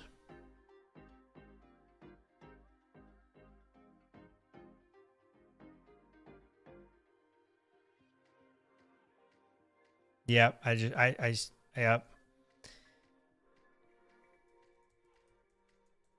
I try to get fancy over here, and no, that shouldn't matter. That's not why, right? Because technically, it is an object with data as unknown. It's something else. It's the, I guess I should read the message, right?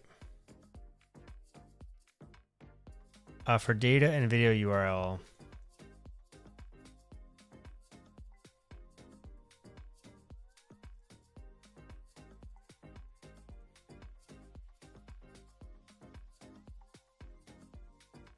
Wait, what else was it? Oh, data video URL. Okay. Actually, I think I need to do this. Maybe.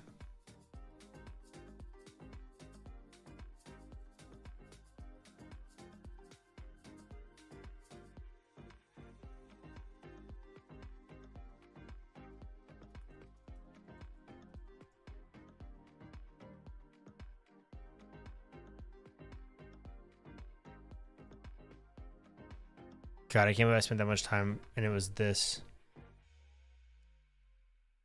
Wait, what are you even building here? I'm building like my own personal content management system for my website.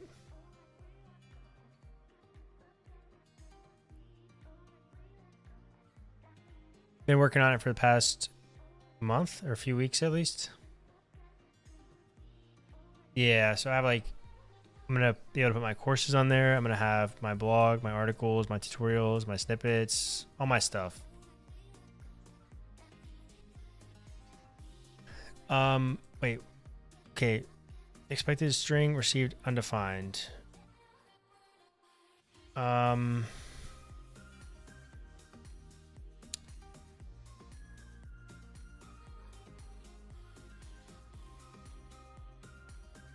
think I have to do this,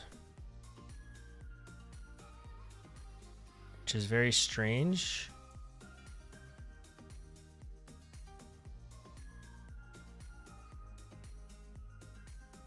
There we go. Yep. Okay. Salabon, thank you so much for pointing that out to me. I didn't realize how stupid I was until... So I got fancy and I have this here, which I think I need to return. Maybe I don't. Yeah, I do need to return. So if I was returning here, then I think I would have seen it on the client because it would have returned a failure rather than a success. But the fact that I wasn't returning this made me think that it was successful, which made me think that it was going through the motions. Just making sure I'm returning this everywhere.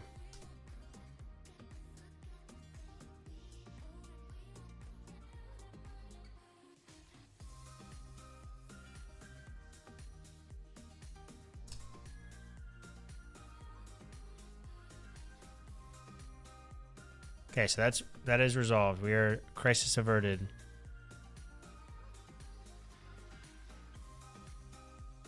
I'm trying to think of what else I want to do today. I didn't expect it to take me 3 hours earlier to set my desk up again.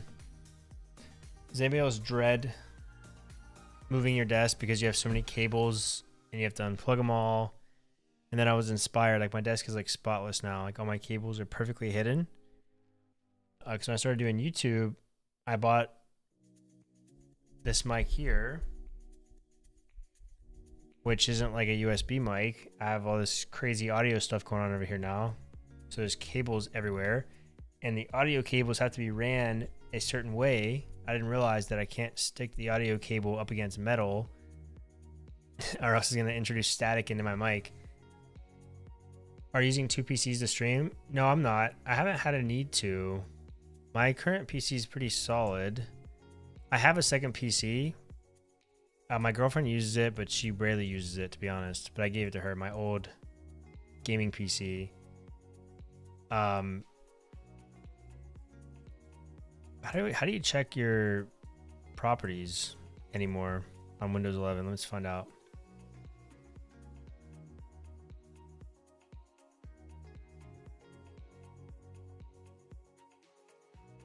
Yeah, Salban, you have to set locals on in your hook.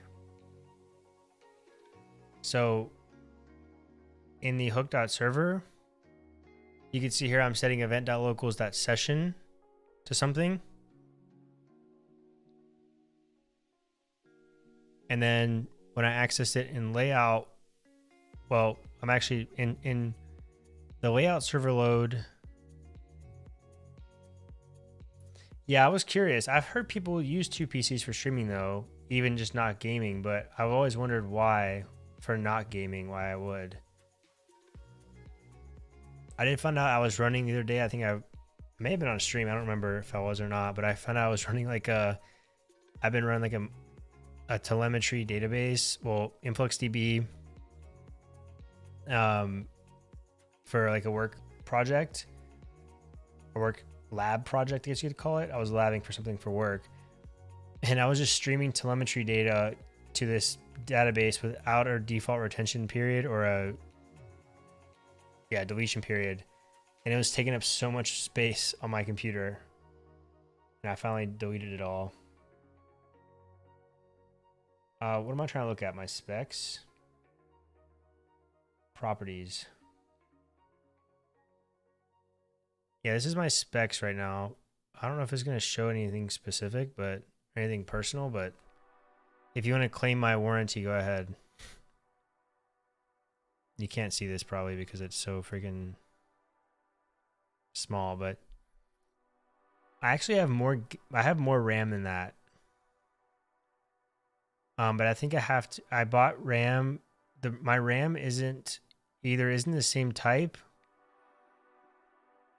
or something's up with my RAM. Because I have 4 16 gig sticks in right now. But I think when I try to provision it with like my motherboard or whatever, I'm kind of a noob when it comes to hardware stuff. But this is the first PC I've ever built. But yeah, I'm using like an older RAM, so it wouldn't. I don't know. Something's up with it.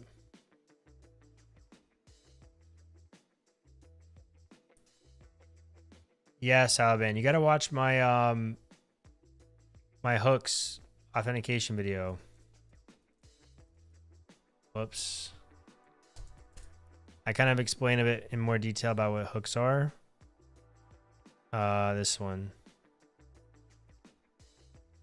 Yeah, locals is not local storage. It's literally just like state. It's just state that persists for the duration of that request.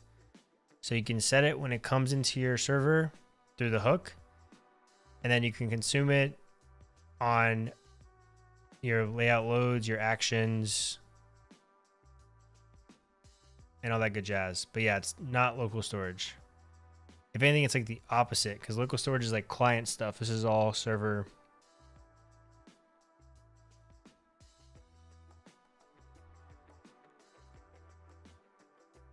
Yeah, Coca. But I was researching online, and it said something like that it's an older stick, so it's slower than my other ones. So I don't know if when I was building it, I read that if I try to use that, it's going to mess with like the clock speed or something. It's going to basically like, it's going to bring all the RAM down to that lowest speed or something. I don't know. So maybe I didn't actually turn it on in my BIOS control panel, whatever the hell. I have like a gigabyte motherboard. But yeah, I haven't had any lag since I updated.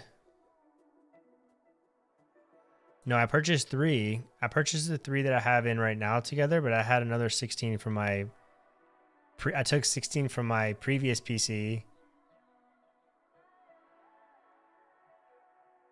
Yeah, Luminox. Maybe that's why I did. Maybe I actually just disabled that one, or like turned off that slot, or I unplugged it. One of the two. But so when I gave my girlfriend my old PC, she doesn't need 32 gigs of RAM. So I just took 16 from her and put it in and added it to my 3 that I purchased with this PC. What are you using as a backend? I just have my own backend built, entirely my own backend. So Svelte. Yeah, that's how it was. I honestly think that actually rings a bell. And I think that's actually what was happening to me. Like it seemed like I was using my old PC still. But yeah, that was a pain. When I first, like, everything was not working properly at first. My first time building a PC.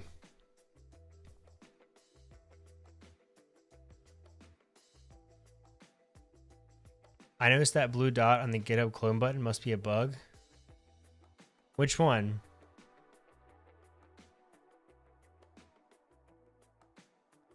Oh, this? Yeah, I'm not sure why that. I think is it telling me that the code spaces are here? Does everybody have this now? I feel like I may have like requested the beta for this a long time ago.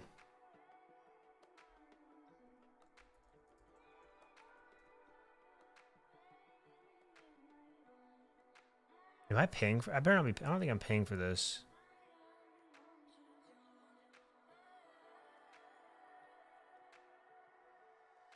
Unless I have it through my work. I might actually have it through my work. I'm linked up to my work's account, so.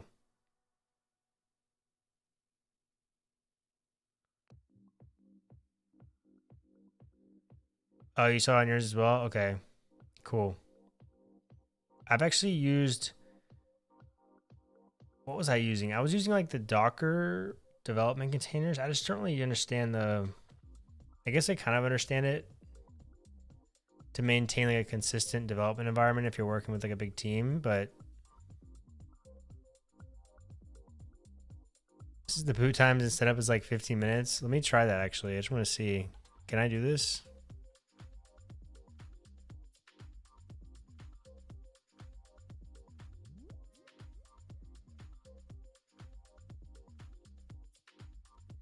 Yeah, if you have only 3 sticks, I'll just avoid putting in the third one since you're no longer using it in a dual channel, or instead a single channel.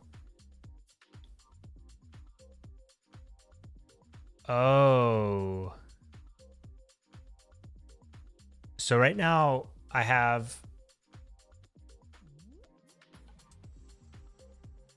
see what you're saying, because if you only have 2, it's just about 1. There's A, B, what is it? Like A, B, C, D or something like that, or A1, A2. So yeah, okay. So pretty much right now I'm only have 32 gig, where my speed is pretty much slow. My RAM speed is slower. I'm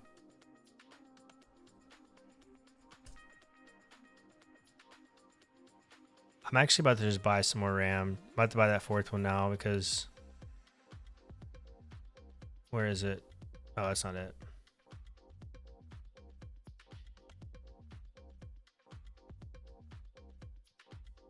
This is what I have.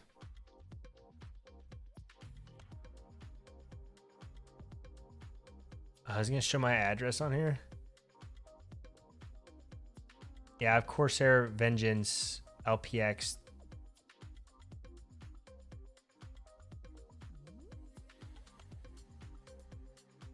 Just download more? Yeah, I know, right?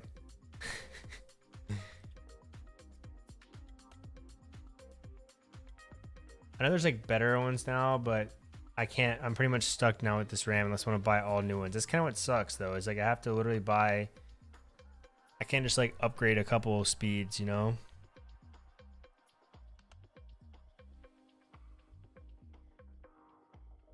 And I wonder if I can buy this in a.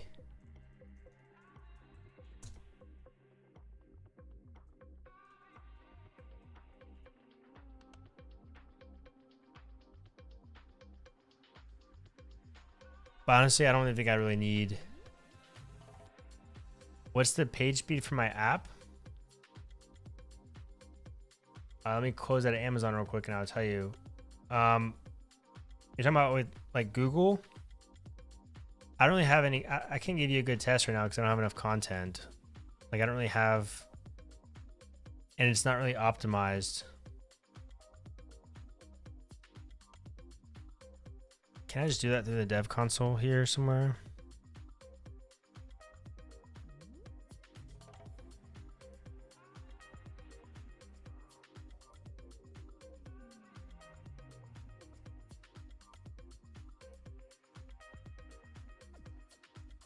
Yeah, Coca. Yeah, I'm going back on my order history over here in this other tab actually and looking. Hey, I'd say this is pretty good, Salaban. My accessibility is not the greatest. I don't have a title element, and my links don't have a discernible name.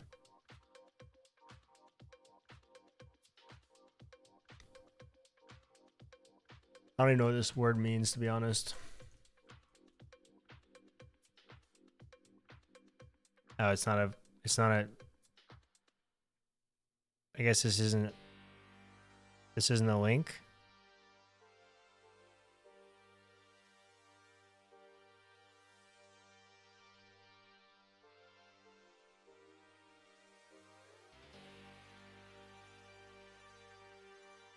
Hey, but Zalban, to be fair though, this is not really like, I'm kind of being sarcastic. All I have is like a few posts here. Now these are being fetched from a database, but they are, another thing too is that they're being fetched from a local database on my machine.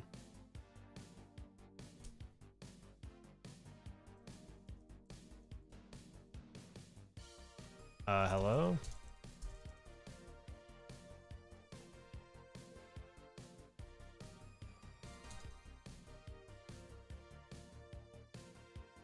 Yeah, but I do know it is good though. I'm going to use planet scale.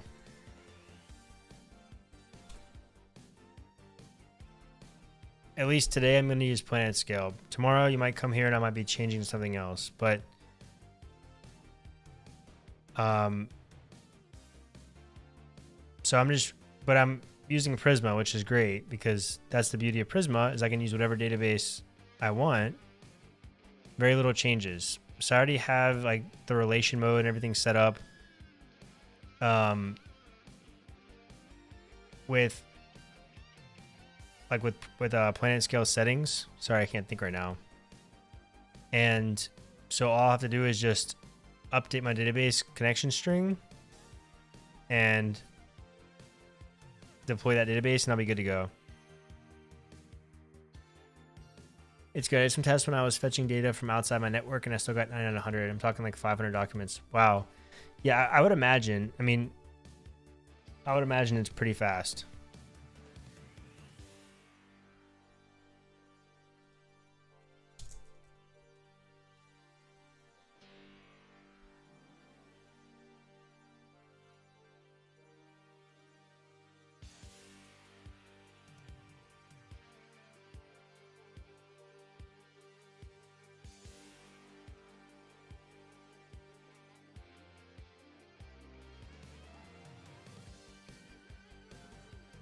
Ajax? Dude, I've never used that.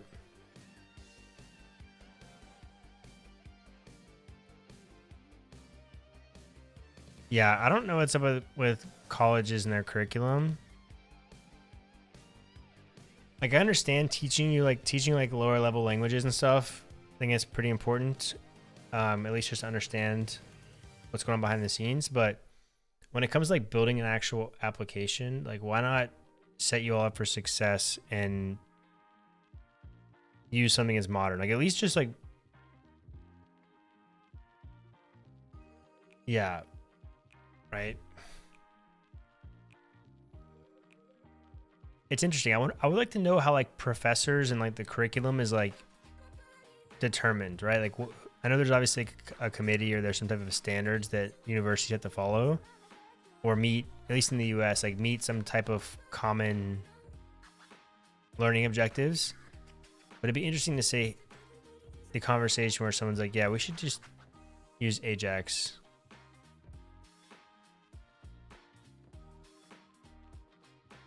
Is this like benchmark? Oh, I have to do this myself. I'm lazy. I don't want to do that.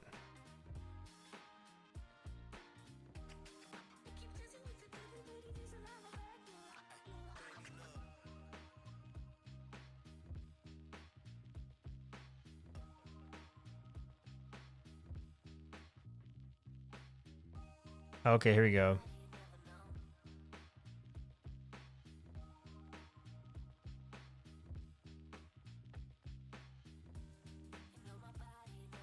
Is this the time? I can't even see. I'm blind right now.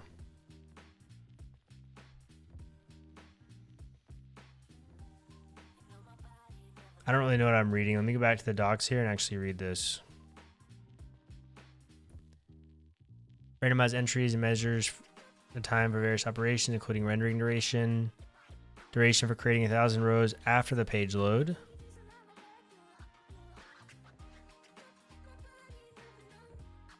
Startup time. This is probably what's going to be the most important, right? This is also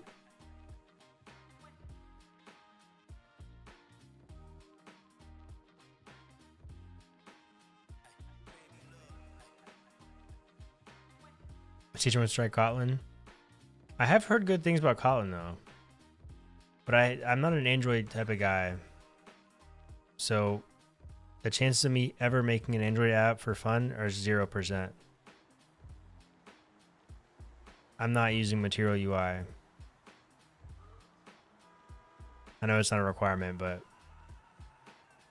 what am I looking at here? Let's look at Svelte Kit. Where are we? Is it here? Svelte.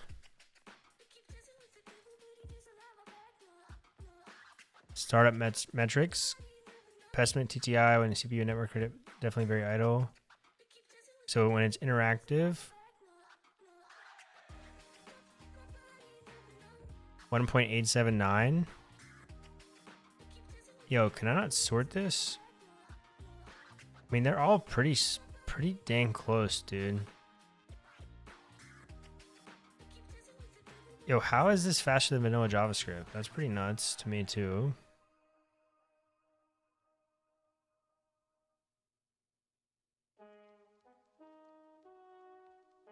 Yeah, a lot of these are very close. Like solid 1879, svelte 1879, crank.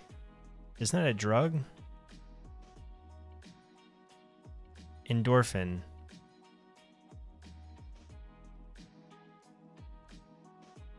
React Lab. Is this React?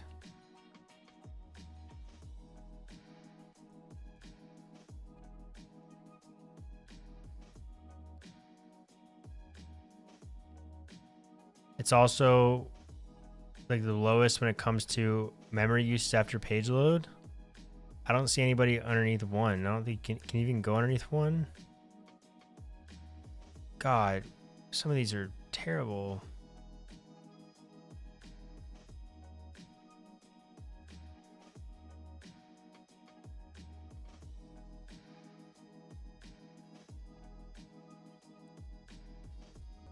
This is definitely one of the smallest too. 145.6.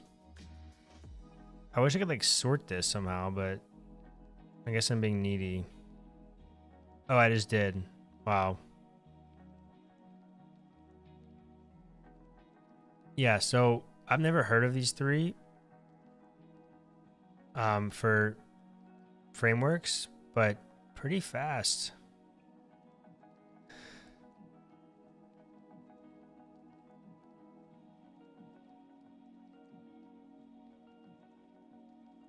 Consistently interactive is a bit behind some of these other ones, but again, I haven't heard of like any of these. I think I've heard of Hydro before. Ready memory, boom. Run memory, well, we're a little bit at the end. We're getting in the middle there. But still, a lot of these I haven't heard of. I haven't heard of. What's CMS? I'm building my own CMS. ALV, welcome to the stream. Yeah, this is my own CMS I built out. I've started to build out here. All from scratch.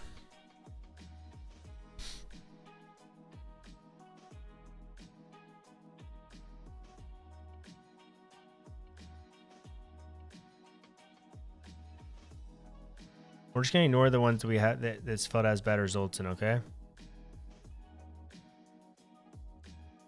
You missed that? Yeah, I've been building it. This is a pretty beastie app right now. It's pretty big. How much time have I spent? Shit. At least probably 60 hours at least. Probably more. I might be underestimating a little bit. 40 hours, 40 to 60 hours, maybe more.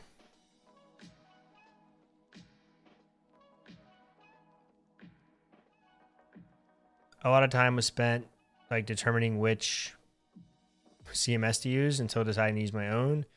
And then I changed databases, and then yeah, it's already public, Hanif. I'll send the link right now if you want to check it out.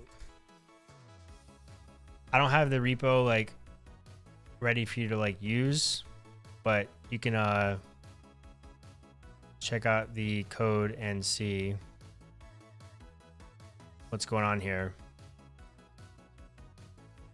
Right now I just have one app. Like I'm not doing a separate admin app. I'm just doing a separate route.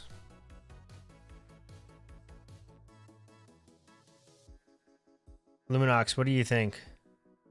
If you had to guess, what would you say? Yeah, of course, Hanif. No worries.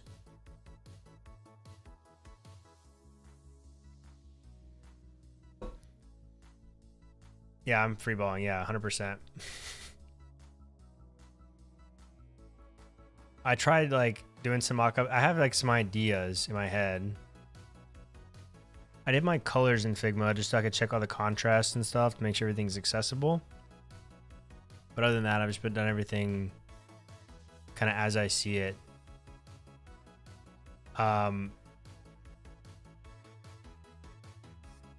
Still have a lot of work to do, but this drag and drop is like my favorite part. That was like the most important thing for me to get done. And this is super easy to add to. It's actually bugging out of me right now. Okay, so I have a bug I just created somehow. So when I drag, I need to actually set the, we can fix that right now too.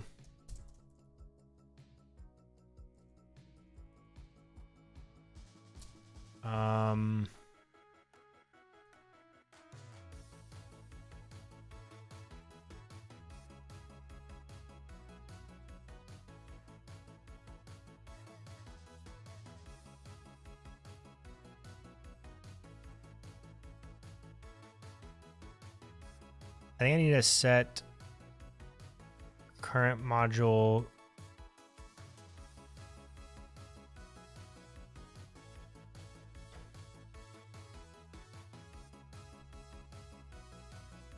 Yeah, ALV, I do. I'm gonna do some free and some paid, just for ones that aren't like content that is not YouTube friendly. By that I mean YouTube algorithm hates courses that are uploaded.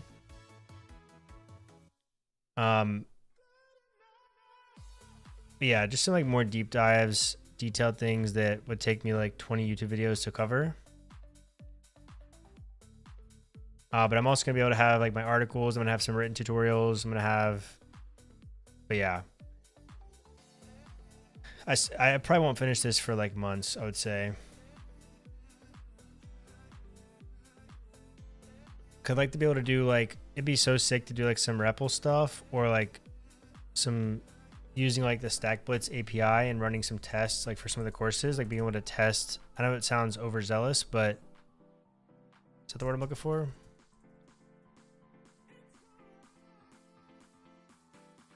Yeah, overzealous. Might sound overzealous, but it would be pretty sick to do like some testing in the course, in the courses, like have some tests that can be run to validate that something was done correctly. But that would require me to write some tests, which we'll see.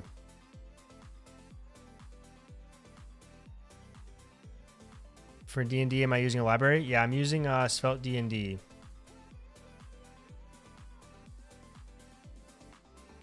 That's the goal, Luminox. That is the goal. I think Restream bot broke probably. Again, of course. What do you know? If anybody's in Twitch chat, I'm sorry. Dungeon and Dragons. Wait. $12,000 seat conference. Yeah, the 10x developer conference. $12,000 per ticket. Okay, cool. So it just like skipped a few messages here, which is pretty weird. Yeah, this drag and drop action is super easy to set up. Like they have a REPL here we can play with. I'm probably gonna make a video on this soon, so spoiler alert, just because it can be slightly confusing. But when you look at it, it makes sense. But this is cool because like we have nested drag and drops, which I run into like issues with. So where is it? I think it's in here.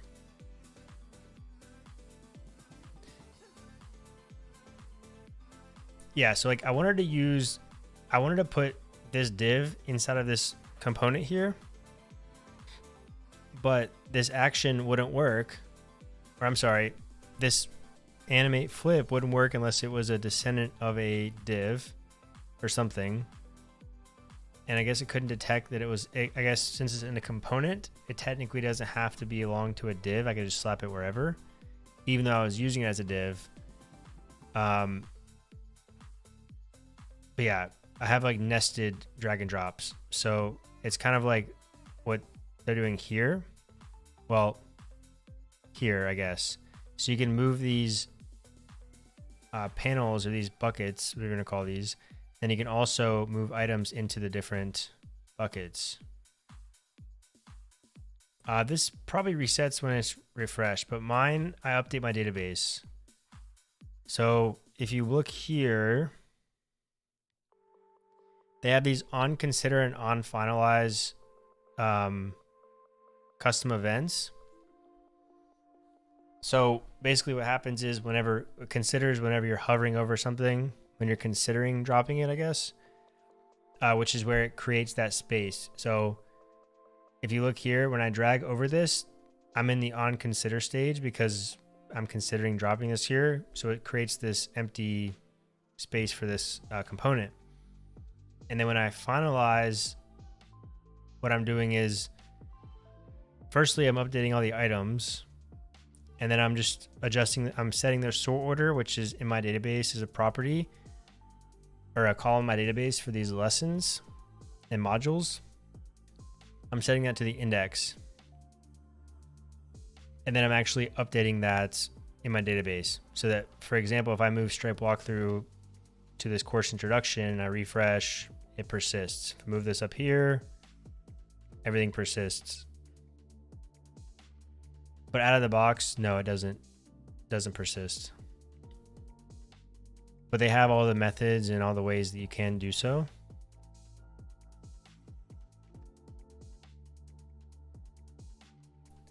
Yeah, this is a pretty cool library. I showed everybody on stream, I think last week, I tried doing my own custom implementation of this. It's like almost functional. It's like 98%. It's just a little bit too much vanilla JavaScript. I feel like there's a more svelte way to do it, and this is the way they have set up these actions and whatnot. That's pretty much what I was trying to accomplish. I just didn't. So, but I think it's pretty lightweight too. I'm not sure. I don't have my thing on anymore, but it should get tree shooken on its way out.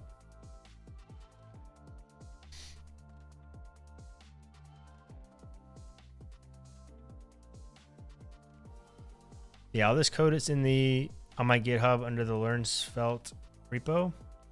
If you want to check it out, I'm going to keep working on it throughout this week. I may stream again later this week when I have some more time, but for now, I'm going to head to bed. Thank you all for hanging out. Salben, it was good seeing you in chat. ALV, good seeing you. Hanif, thanks for stopping by. Luminox, it's always a pleasure to see you. Coca, if you're still out there, have a great night. See you all.